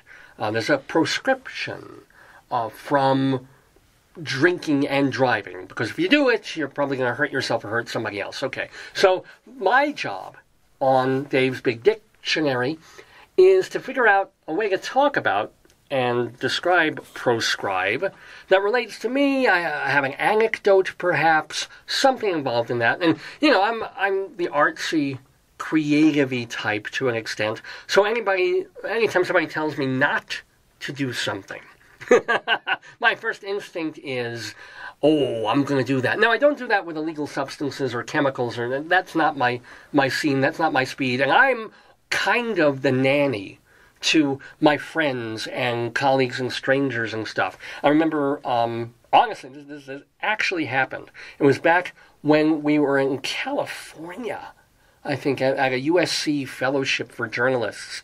And we would be going from a restaurant to go to either the theater, or we'd have a seminar or a panel. And I'd sort of go up ahead when the light had changed, and we're walking across the street, and traffic is there. And I would literally sort of go up a little ahead of everybody else and kind of wave them on. Like they're all 6-year-olds trying to cross the street. And I'm like, with my hand out to the cars, like, yeah, we're walking here. We're walking. Like, protecting my charges, as if they couldn't do this for themselves. So I'm sort of the nanny person, more than anything else. But when it comes to humor and freedom of speech, prescription hits me completely the other way. If you tell me, don't do this, or this is wrong, my first instinct is, oh, I've got to do this. I've got to push that envelope. I've got to tear that open. I've got to break that, because that is just me. It's just what I do and what I have to do. Now, I might, if my better nature gets the best of me, think, after what's gone through in my head, the horrible things, and say, no, I better not. Better not. There was that 3 or 5 part South Park series where I think Stan's father gets completely sucked into the internet and Facebook, and he's just, all he is half the day is writing the most disgusting, despicable things to people that he politically disagrees with. And then they're writing back, and he figures, because it's anonymous, it's free, it's the interwebs, he can do that. That's part of the joy of it, that you can post, somebody says something that you find really offensive or stupid, and the immediate temptation is to tweet back, as someone very high in government levels tends to do, or on Facebook, and not just say, here's why I believe you are wrong, and factually I've checked this, and I've sourced this, and you can see my works cited page. No, it's sort of like, screw you, I hope you die of this horrible disease, and it just spins down from there. And it gives all these people who have very little power in their lives, and probably not a lot of money, but suddenly, for the moment, they have a voice in a way that they never had a voice before. That has been the miracle and joy of Instagram and Facebook and Twitter, and back in the day, MySpace. This is people's way of, I'll never be president, I'll never run a company, I'll never be on stage at a grand opera or on a Broadway stage, but by gosh, if I tweet something, and it's a popular topic, dozens, maybe hundreds, maybe thousands of people will retweet me. Maybe I'll have a meme even, and I'll be part of something bigger. Or maybe I'll just tell this idiot what I think of him, and rather than just reading like an editorial in a newspaper and being steamed because I can write a letter to the editor or not, or nobody will ever know, now I'm like, as many people might read me as read this idiot in the first place. And there I go. So, how much could and should people get away with when they're doing this? Should they be proscribed artistically, creatively, social media-ly from saying what they mean to say, even if that speech is not nice, even if it's borderline offensive, even if that speech could perhaps be taken as racist, sexist, and so forth, homophobic, anti-Semitic. I mean, that's been not just my joke, but everybody's joke, that if you go on a YouTube video, pretty much any YouTube video that has a lot of hits, you get a couple down and they say, oh, this is great, and somebody says, no, this is not so great. 6 or 7 postings down, people start arguing about politics, and somebody says something anti-Semitic. And that is the nature of the beast of the interwebs. So something really bothered me this week that happened. And I wonder if it bothers you too, or not. If somebody was proscribed, somebody put something on the internet this week that people objected to. They didn't like it. Now, this was not a racist rant or an anti-Semitic or anti-gay, lesbian, homophobic thing. Nothing even to do with that, because Facebook deleted a bunch of accounts and a bunch of postings of things coming from Iran and Afghanistan, and I have some freedom of speech problems with that as well. I do. But for me, this goes a little beyond.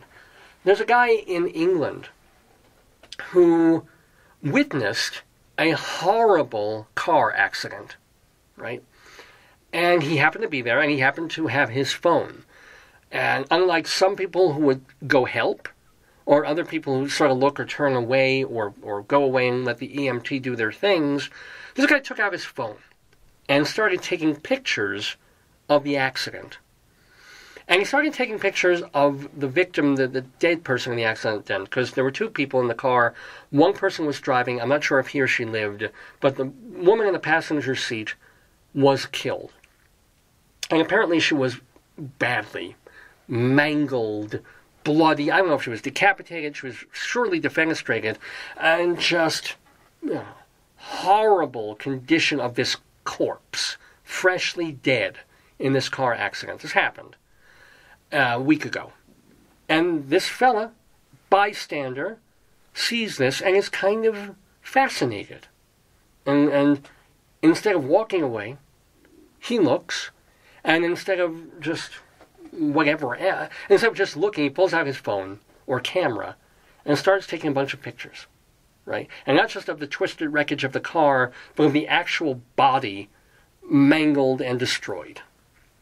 And he takes these pictures and he posts them, either on Facebook or on another social media. So I think it might have been Instagram, or else I'm thinking of Instagram because of the farty guy that we were talking about earlier. And he posts them on social media. And about 70 people see them. Most of them have a problem with it. Most of them say, oh, no, please take those down. 1 or 2 complained. Facebook responded, stopped, took the pictures down, and the guy was arrested. The guy was arrested for posting what are essentially news or newsworthy photographs, even though if it had been a famous woman, if it was Princess Diana, those would be sold for $1 million to the National Enquirer. And locked in a safe that magically disappears. But that bugs me. Because here's a guy who is fascinated by this death moment, shares it with people, and people do have that instinct in them, some of us. That instinct of, oh, it's so horrible, I can't look, but I want to look. It's like, yeah, it's disgusting, this is going to be imprinted in my brain for the rest of my life, I never want to remember this, and yet I have to see. And so, I guess without warning, or without making his thing private, he just sort of posted it, so whoever happened upon his profile got to see these pictures of this destroyed, fresh, blood-soaked, bone-poking corpse. To be arrested, and again, this was in England, not in America, and there's some kind of law that he broke, apparently, there, or is charged with, like malicious material being disseminated. Some kind of real Britishy way of saying that he's posting stuff like a German posting excerpts from Mein Kampf on Facebook would not be allowed. It would be someone doing real go lynch somebody kind of hate speech. But I don't think that falls into this category. These are not images that I really want to see.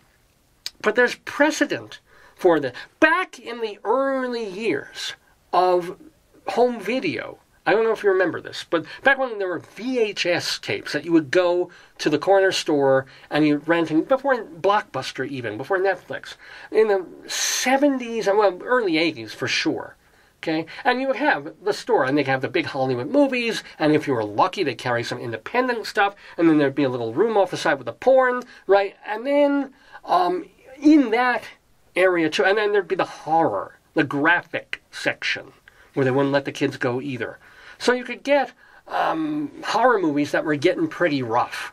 Because until the 1960s, horror movies were scary, and psychologically, and Hitchcock and all that, and Nosferatu. But it took the late 60s for horror movies to go that next level of being really disturbing and sometimes sadistic and stuff. Well, does anybody remember this? That a video came out that became a sensation and a big seller, and it was called Faces of Death. And what it was, I never saw it, I never wanted to see it, but it was like 75 minutes of actual real-life accidents and their aftermath, and pictures of people in various states of dying and death in horrible, sick ways. Real ones. They weren't, it wasn't snuff films in that they were made for the purpose of the movie, but it also wasn't faked the way they do, what was that show that I can't even watch on cable? Was it 1,000 Ways to Die? And they recreate these insane, horrible, Final Destination kind of deaths to say, well, this is the chances of this happening are 1,000,000 to 1. But it happened to this guy where he was stung by bees when he opened his blender. What? Right? Shit happens.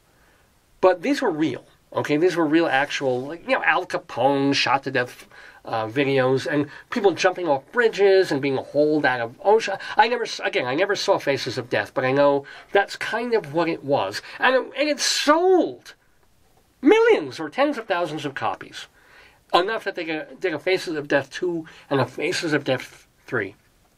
And I remember it being very controversial, of course, and people going, "This is the end of the world."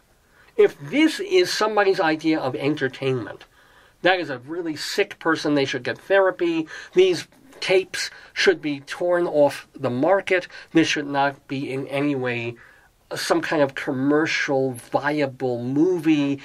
Even if it falls into the documentary realm, it's just exploitation. And it's really, really a sick idea that people are going to want to watch this. And yet, the children, as it were, the G-rated children of Faces of Death, is stuff like Ridiculousness. It's stuff like Jackass.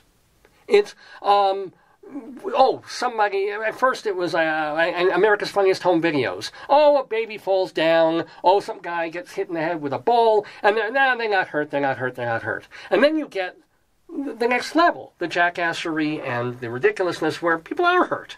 It's still funny. But someone comes down a slide or does a skateboard in the wrong way, gets crumpled up, and goes, "Oh man, think I broke my arm." And everybody laughs and laughs and laughs. And if he comes down in a funny way, you can't help but laugh. But you've just watched the person break their arm.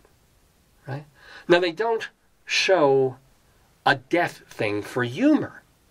But there are other shows on TV now, shows on cable, where they'll show, you've seen this, 20 worst traffic accidents captured on film. And in those accidents, people die. Now, they don't show the corpses being hauled off, but they literally show the accident itself, because it's exciting. There's fire and noise and twisted metal, and this, you don't hear screaming.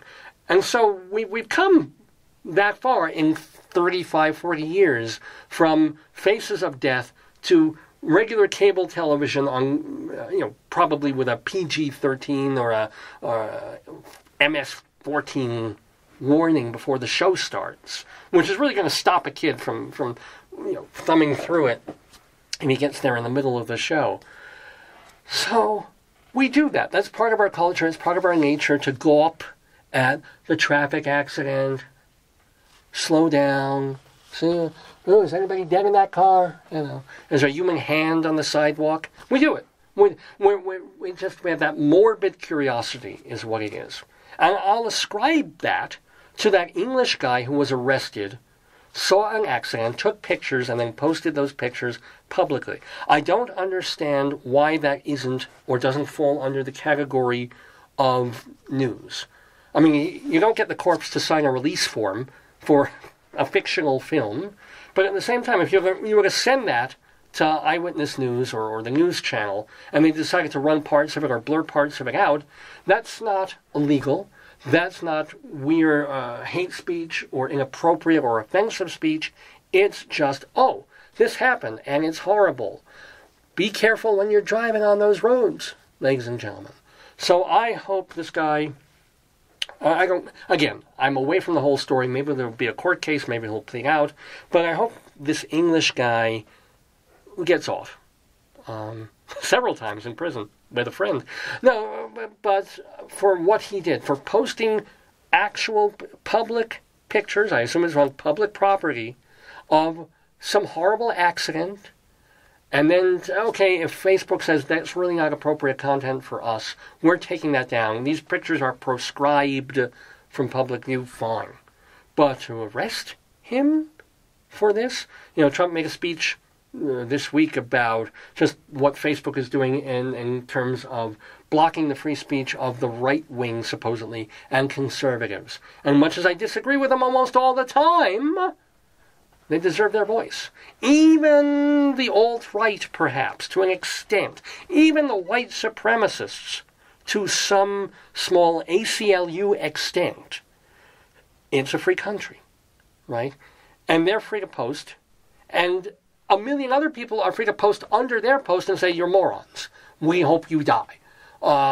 Hitler is so great. How come Nazi Germany was destroyed by allies of all different ethnicities? I mean, just post. They get to post. We get to post. That's a freer society.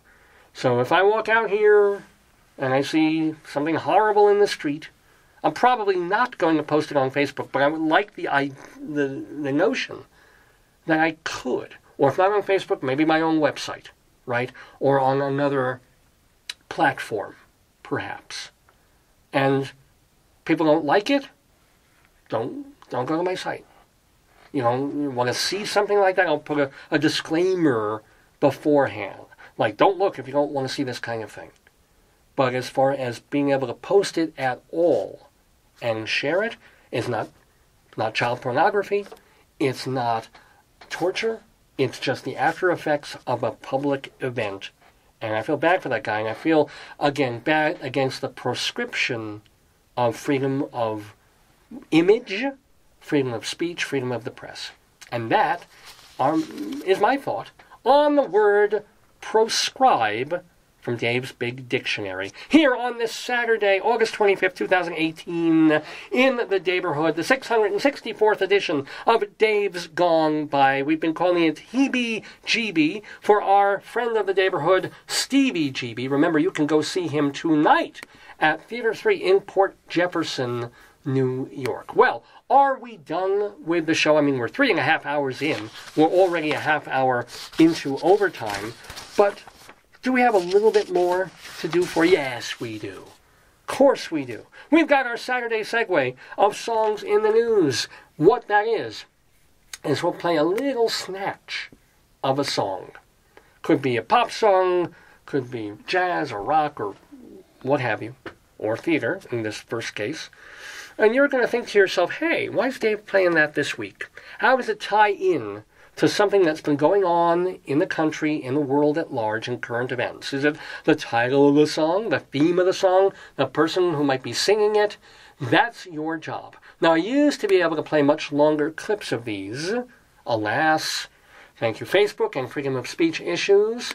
Although for this it's more copyright issues, I have much less leeway. But I will play what I can of these songs in this segue, including this little theater tune from 1997. So this is actually 20 years old.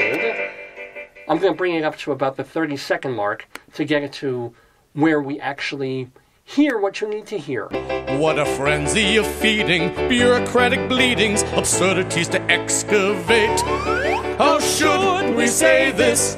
Take away this polecat from the creek. A pillar of abuse, and now the lame excuse is rolling down the culprit's cheek. He's guilty. He's guilty. He's guilty.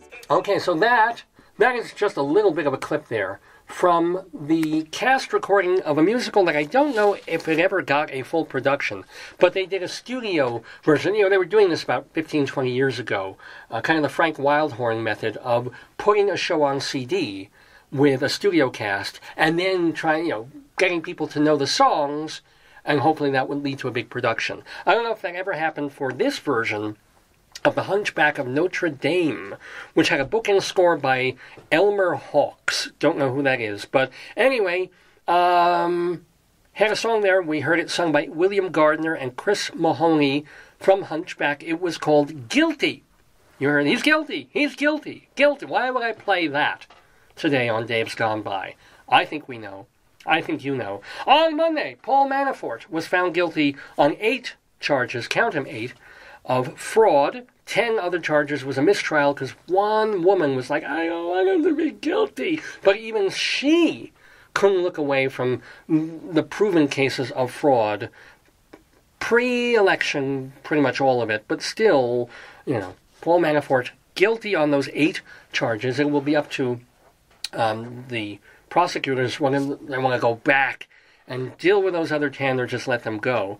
And then that same day, this past Monday, former Donald Trump lawyer Michael Cohen, rather than being found guilty, took a plea deal and will likely cop to saying that Donald Trump, as a candidate, knew and approved of hush money payments to Stormy Daniels and Playboy hottie Karen McDougal.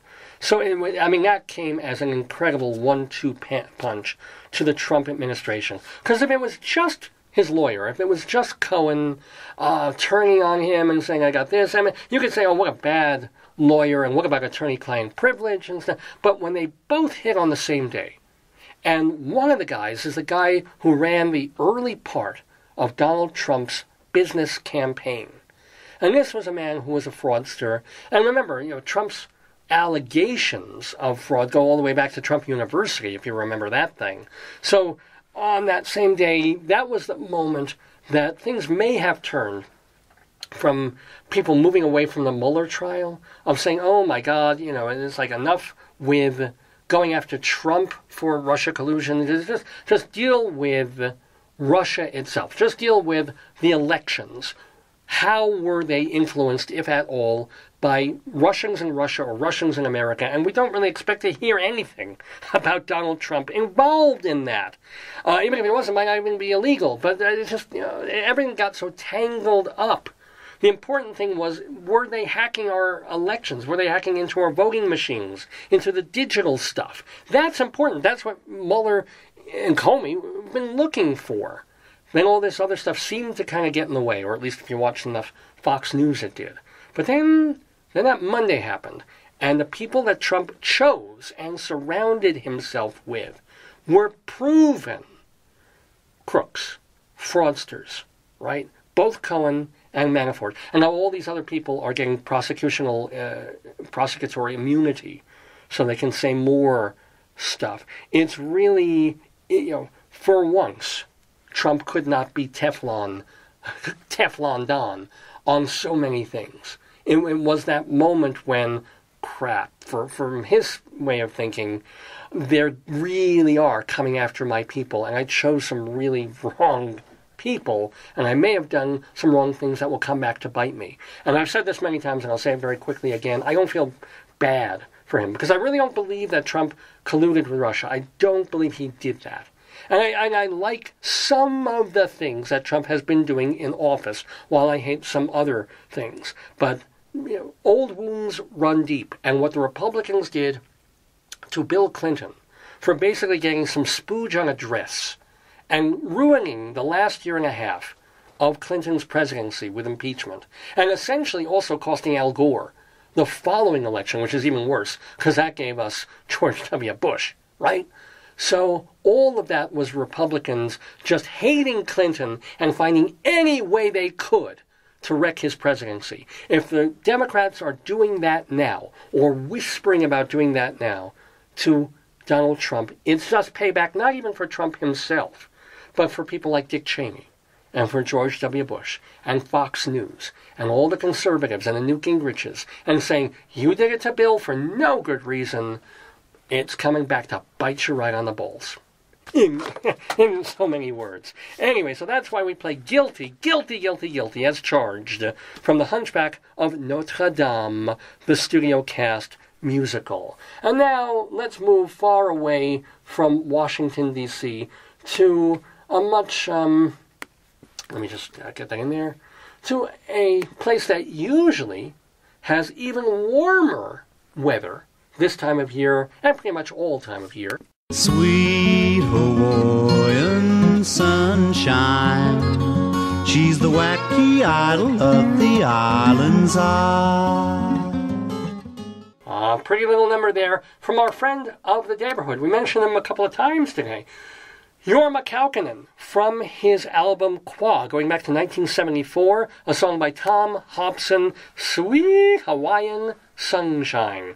Hawaii kind of wishes it was having sunshine right now. We played that song, of course, because Hurricane Lane made landfall about a day ago.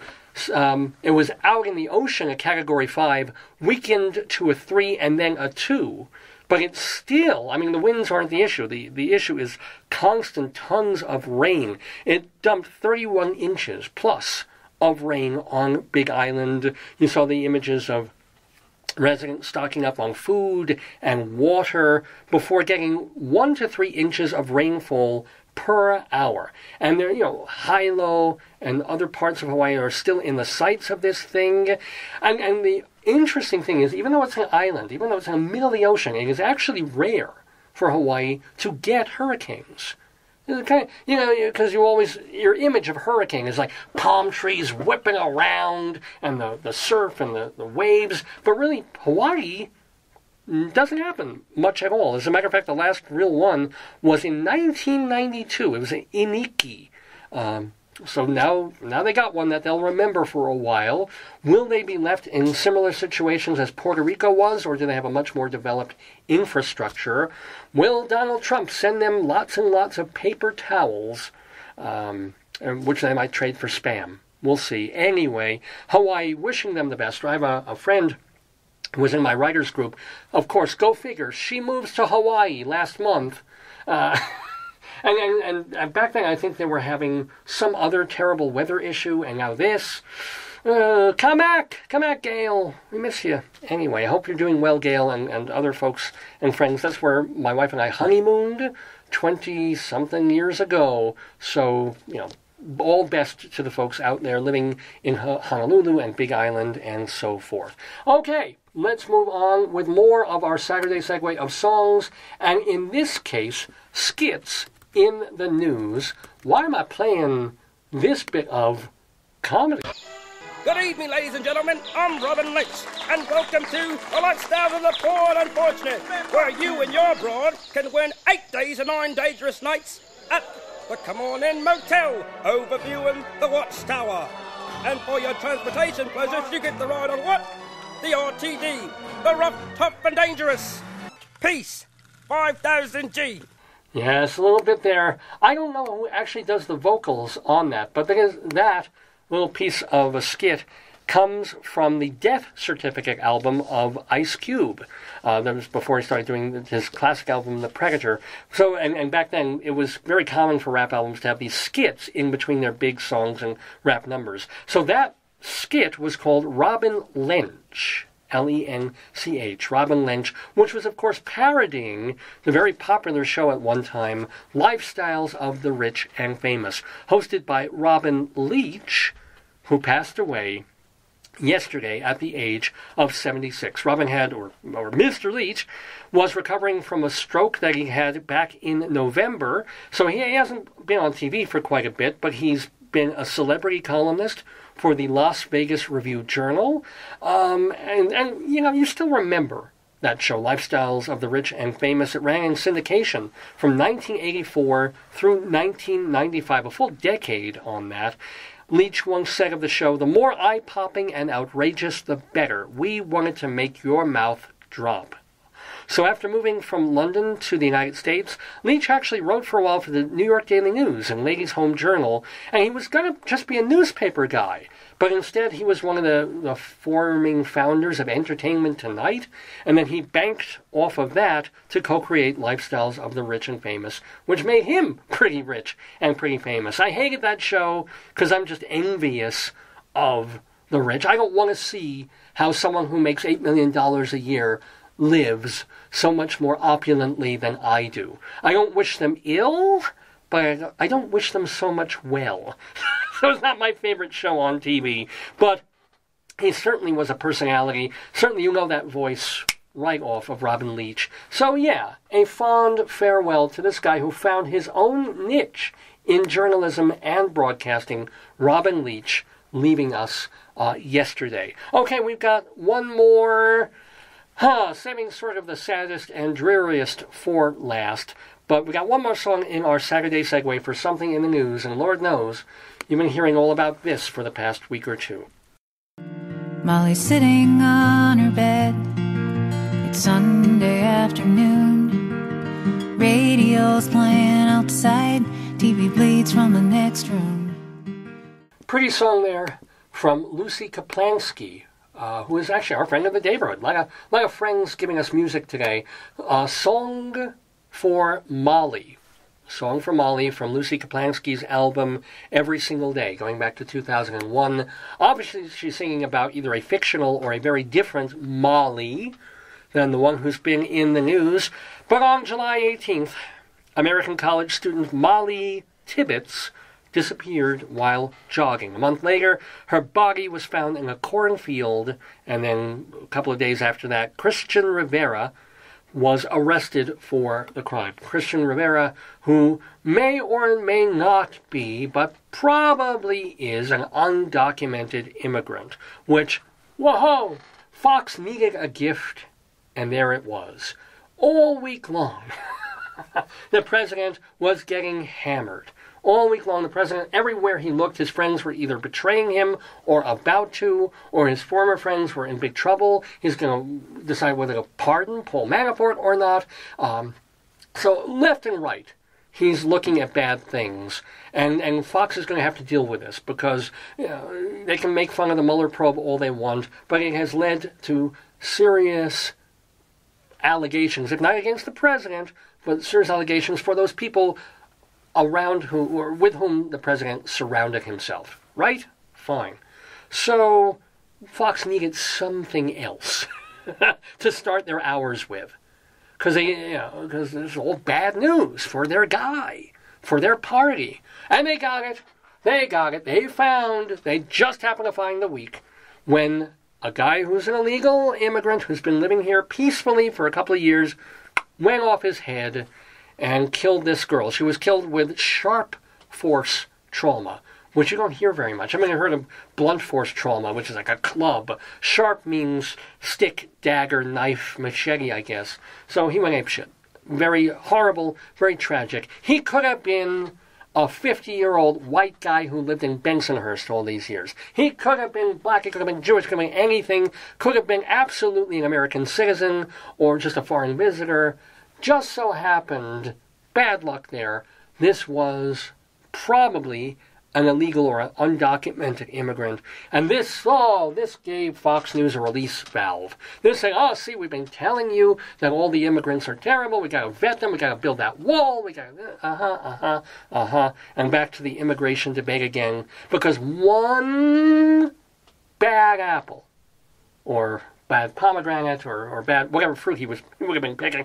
But but one bad guy out of the thousands who come here, documented or otherwise, he does something absolutely horrible. He'll rot in prison if he won't be electrocuted for it, assuming that he's guilty and there's no extenuating circumstance. There's no question about that. And no question we need immigration reform and better immigration laws, and even better immigration policing, not just on the Mexican border, but on our Canadian border, and across the sides of our oceans. But to take this one jerk, this one evil person, or a person who spent 1 minute being evil, in his life.